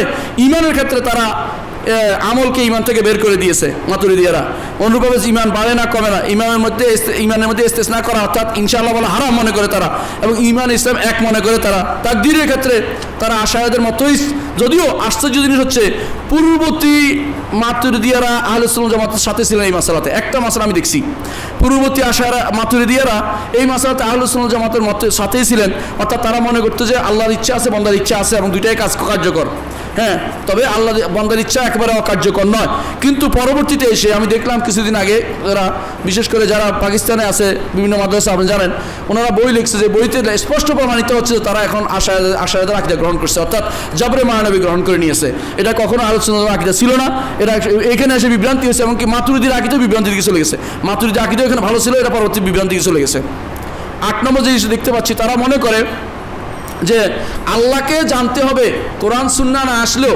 এটা কিন্তু আশারি বলে নাই, এটা মাতুরিদির অতিরিক্ত জিনিস। যে এই জন্য বলে, তারা বলে আল্লাহ যদি কিতাব না পাঠাইতো তবুও আল্লাহকে জানা ওয়াজিব ছিল না। আল্লাহ বলছে ওমা কুন্না মুআদ্দিবিনা হাত্তা নাবআসা রাসূলা। হ্যাঁ, তারপরে তারা বলে আল্লাহকে দেখার মাসালা, সেই ভুলটা তারা করে থাকে। কোন ভুলটা বলছিলাম? অনুভব করার কথা বলে আল্লাহকে দেখার মাসালায়।